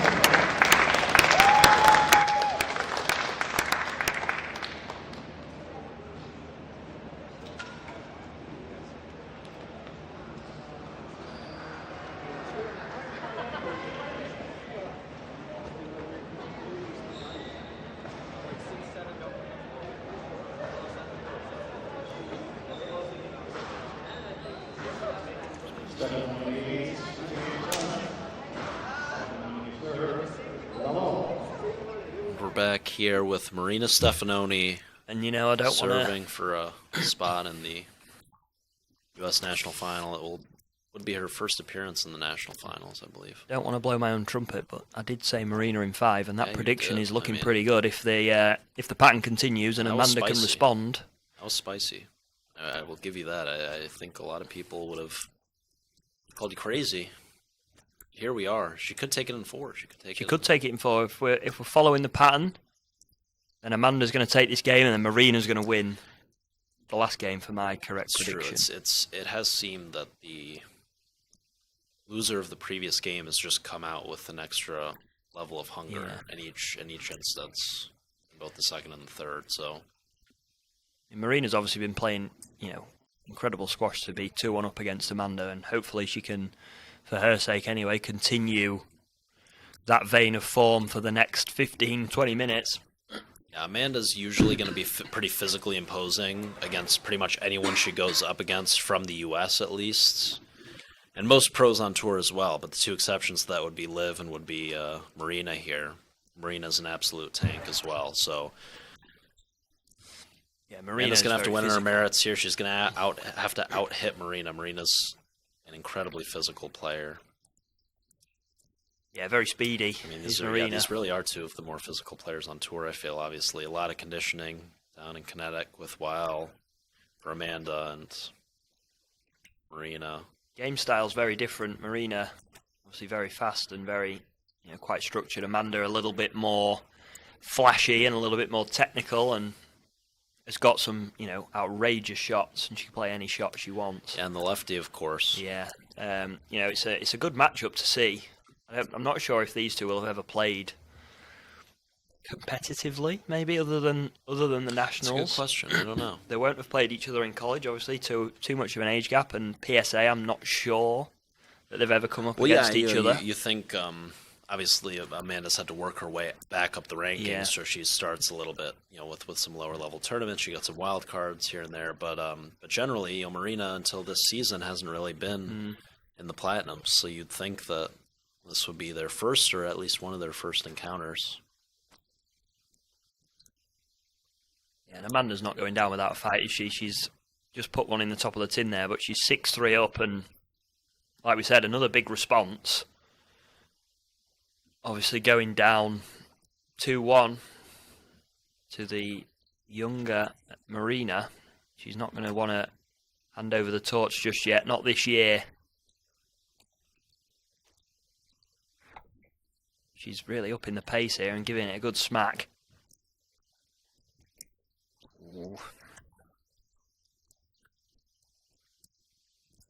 Oh, she's on the run here. She's got Marina here, there, and everywhere. Marina doing well to hang in the rally. That's a brilliant shot. Shot over her head. High up on the backhand, very difficult to execute, and Absolutely. then to send her the wrong way. That's arguably the toughest shot in squash is the backhand volley over your head, and she's played it to perfection. Yeah, that was an outrageous It is shot. one of the easier spots to place it. A lot of players will default to that because of maybe a lack of forearm strength, is that cross-court nick on that shot, as opposed to keeping it straight. However, it was certainly not a lack of strength that Yeah, that was brilliant. Brilliant shot. caused Marina to play that shot. She took it in with authority. Oh, that's a brilliant get from Amanda. Line. It's a great get, and she's slammed it home. Excellent weight of shot here on the backhand. Marina maybe a little telegraphing tough that one a spin little on bit. that ball. Yeah. showing Amanda where she was going to play that trickle boast before she'd hit the ball. Unfortunately for her, she got gone a little bit wild this there. has been, to me, the most entertaining of the 4 games. It's been the highest paced for sure. Both players really ratcheting up. There's no more easing into this match. Oop. It's going to be go, go, go. Yeah. Marina's just found herself in some trouble there. Maybe telegraphing a little bit, and found herself pinned behind Amanda there. If I was in Amanda's corner, I'd probably tell her to target that front left a little bit. Marina runs through the ball sometimes when she's going in short, and it tends to struggle to lift out of that area. Oh, it worked out for her there, but she did well there. Again, that little cross-court fading volley. Obvious gap there. Yeah, it works though. But yeah, I'd a little slice on that ball. It really died after the first bounce. A bit of back Second bounce came very quick.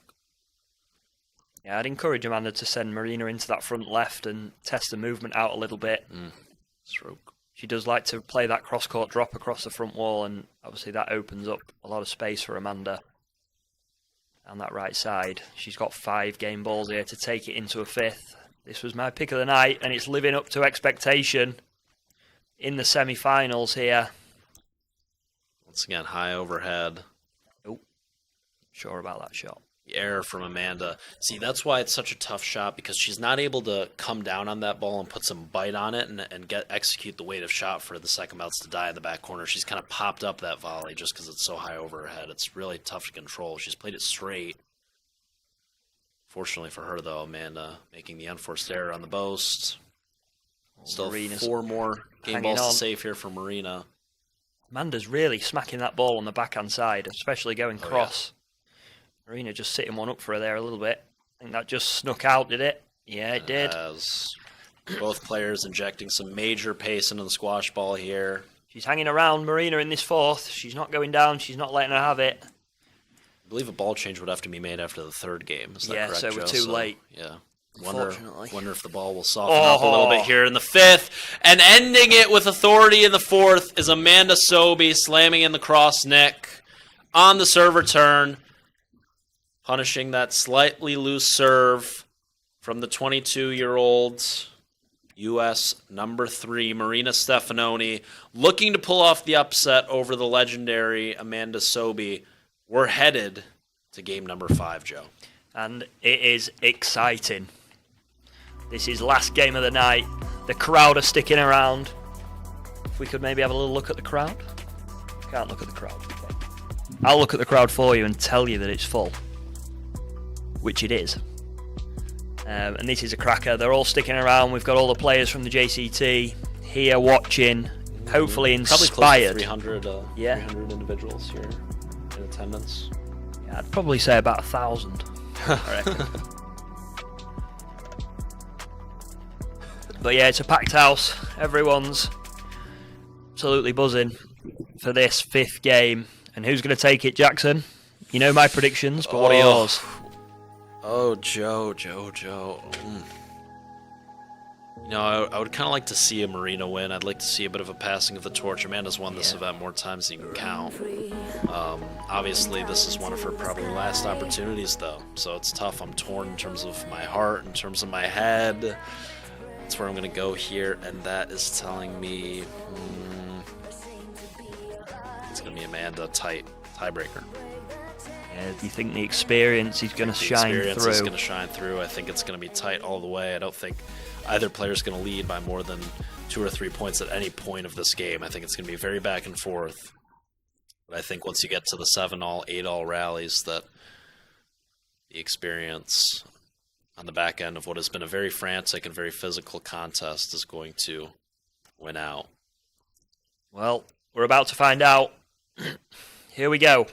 We are locked in. 2-all. Love all in the national semi-final. Can Amanda get back to where we know she can go? Back into the final. Like we say, multiple winner of this event. Or is the young gun Marina Stephanoni going to come through and take this 5th and final game for her first appearance in the final against Olivia Weaver? Jackson's gone Amanda in a tiebreak. I'm sticking with my original prediction of Marina in 5. You can cut the tension with a knife. here at the Spectre Centre. And that's a lovely shot from Amanda. Marina still going. Oh, great rally to start. Excellent. Amanda, for those keeping track at home, seeking your 7th U.S. national title. Yeah, that is very spectacular impressive stuff. Yeah, she's, like you say, maybe this year could be one of the last years that she's maybe got a bit slight easier chance. Obviously, Marina, top 25. Her sister's coming back from injury. Olivia, obviously, at that level. Is this like sort of the last year that she's going to be able to take this? Is it, or is she gonna push on? She's just a few days away from being 32 years old, Yeah. Joe, with the Achilles tears on either side. Is she gonna Maybe a go final back to the gasp. top 5? Do we think in the world? It's a tough. That's Obviously tough. you've got Orphy, you've got El Arabi, you've got I would say that's Tina. going to be a tall task. Just because I look at the I could see. I mean, even like it's Gina. just tough because I could even see 6, but I just Yeah. I just don't see unless Sherbini retires in the next year. We could see a Shibini retirement. It could be, but I think just the big 3 right now, Weaver and Orphy. I don't see her having a type of season where she makes enough semifinals or is consistent enough to overtake any of those ladies. Marina maybe forcing the issue just a little bit there. She was a little bit late on that volley drop. Maybe showing a little bit of fatigue here. This is a huge stretch of rallies as we enter the midsection of this 5th and all-important game. One of the bigger matches potentially in the career of Marina, you would argue. She's been in some big-time spots. Yeah, I mean, College national championships, World Team individually and Championship teams, World Team final. Championships. Even that copper final in Richmond last month. And that's an excellent hold. The ball spending plenty of time on Amanda's strings there. Hard hit backhand kill. Yeah, there's no doubt. There's no doubt Marina on her day can play at that top 15, top 10 obviously level. She went very close with El Arabi at the World Teams in Hong Kong in December, who at the time I believe was 8 in the world. And obviously she's really pushing Amanda to the limit Yeah, here. and Rowan's been as high as 7 even. Yeah. And a couple World Junior Championships. It's a great shot, great hold, and it's a guess from Amanda. Is that going to be logged by Marina? These two are going to have to dig deep here. We're creeping, I think, close to the hour mark in this encounter. Yeah, it's been an absolute battle.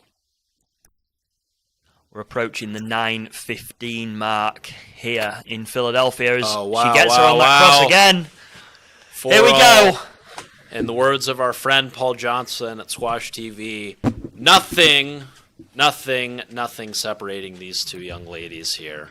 And this is getting exciting, isn't it, Jackson? This is the stage where I think this is an overused phrase, but this is where it's mental. This is about who wants it more. I think sometimes that's a phrase that can be overused, but I do think this is a situation where it comes down to will. Yeah, this is crunch time. It doesn't get bigger than this for either of them. Obviously, Amanda's been in this position before. Is that experience of 7 national titles, and obviously incredible pedigree of squash going to shine the through? Width. That's so clever. Is the youth that's so smart for going to Marina, shine through? wrapping it around the arm of Amanda instead of opting for the kill. That's great awareness. So smart. Great awareness there to know that Amanda's going to be creeping up on her favoured forehand side on that volley. Really, really extending the court for her. Joe, I think would this be the biggest win of Marina's career? Yeah, it's definitely up there in terms of occasion as well. To get to her first national final, if she can close it out. I don't want to jinx her. No. Oh, and there's Amanda exploding onto that ball in the front court. Big push now from both players needed here. First This step there. is a massive rally. She is walloping the ball, even in the later stages of this match, as Amanda, Joe. This is a massive rally. A difference between 8-5 and 7-6 is huge.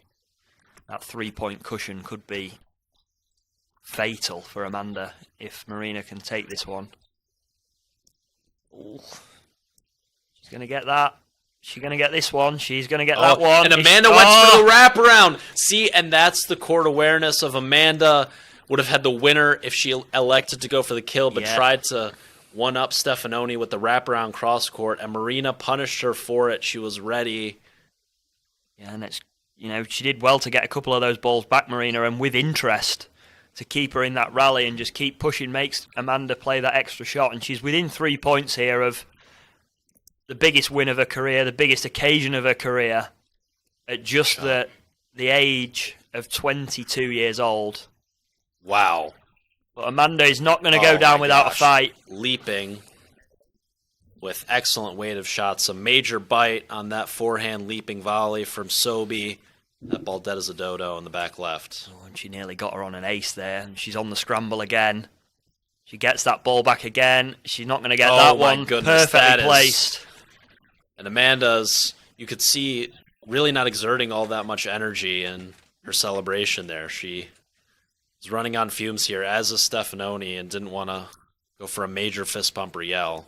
You see Sabrina there. Here's the boast. A labored movement for Sobhy.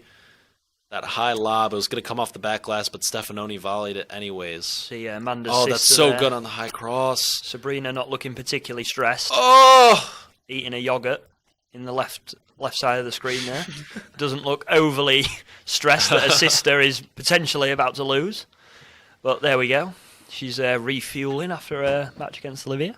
Air on the boast. Aye. But there we go.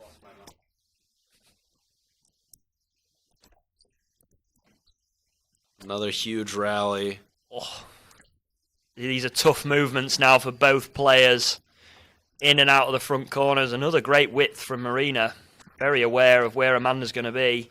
That looked like a bit of a double hit. The rally goes on. Oh, that's Amanda's favourite side. I'm not sure how Marina's got that up there. Go. Oh, it's going to be a stroke. Marina's looking tired there. It's a great point from you, Joe, that Marina is having trouble getting out of her lunge in the front left. Yeah. She's running through a lot of her balls, and you saw it a couple times that rally. Yeah, she needs to, when she can, lift that ball, cross out of that front left, and try and reset that rally a little bit. Oh, she's looking tired here. It's 9-all. It doesn't get any closer than this, Jackson. Semi-final of the Nationals, 9-all. The veteran against the youngster. Who's it going to be? I'm going to stick with my prediction. Oh, it's a brilliant shot off the serve. Amanda in a tie break, but oh my goodness, Stephanoni, nerves of steel here. 9-all in the fifth game. That is outrageous stuff. This is what you dream of. When you're on the court soloing as a young junior. Opportunities like this, 9-all in the fifth against the greatest U.S. squash player of all time. To take out her idol in the semi-final at 22. Former world number 3. Oh, my goodness. She's hit the tin. It goes on. Elected to take a little bit of pace off that boast to throw a little bit of a different look at Amanda. Bit of a tense. Ball just not quite reaching. Bit of a tense front boast. wall. I did say Amanda in a tiebreak, Joe. Let's remind the people. People are reminded. Oh. Oh! She's just clipped the top of the tin. It was the right shot to play. There was no way Amanda was going to get there if it went up. She's got to regroup now, and this is tough. Amanda's been here so many times before. The adrenaline is going to be flying all over the place. She's hanging on for dear life, Marina. Fighting here. Oh, she's really fighting. Oh, and Amanda's done it. It's incredible. That is a fantastic way to finish.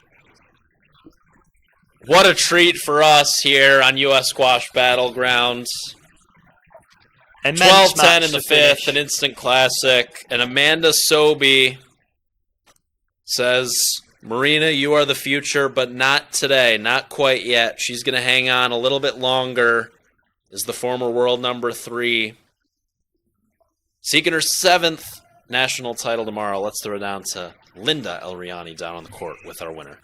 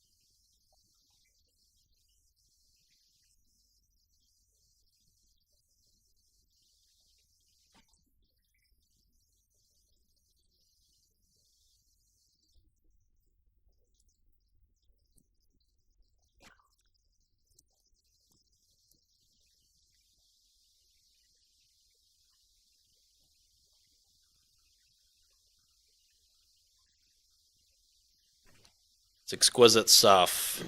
Experience winning out in the end for Amanda Sobhy, our world number 9, our U.S. number 2, which sets up a mega final tomorrow against Olivia Weaver. Yeah, that's one for the ages. Yeah, I mean, Amanda was, for pretty much a decade, the poster child of U.S. squash. Obviously, has won this event 6 times, has been as high as world number 3, has taken down all the best players of her generation at one point or another.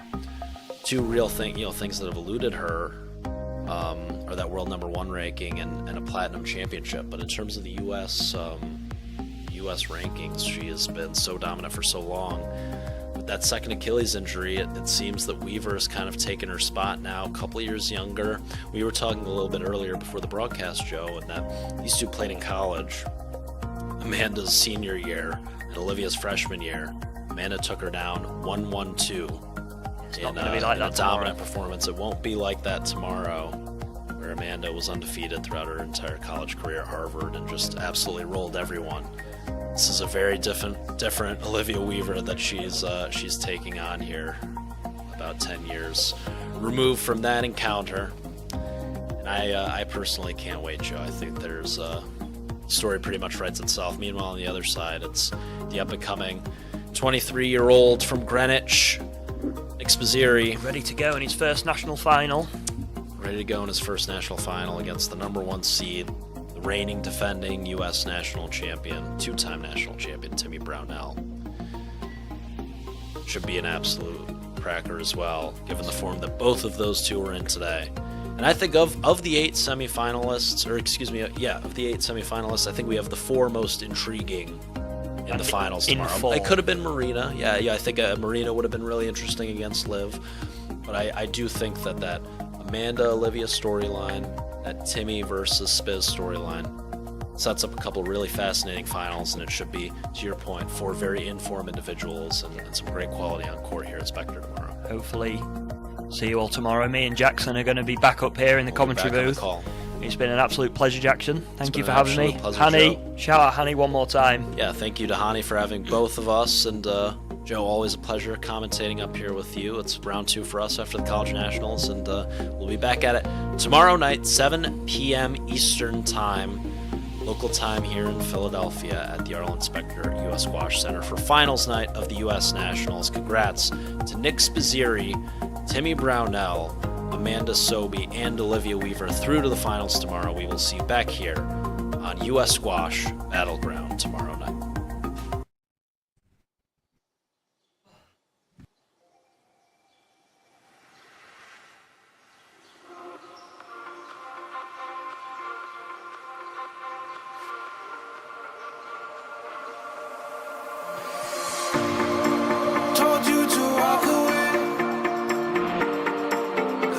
My first and last mistake.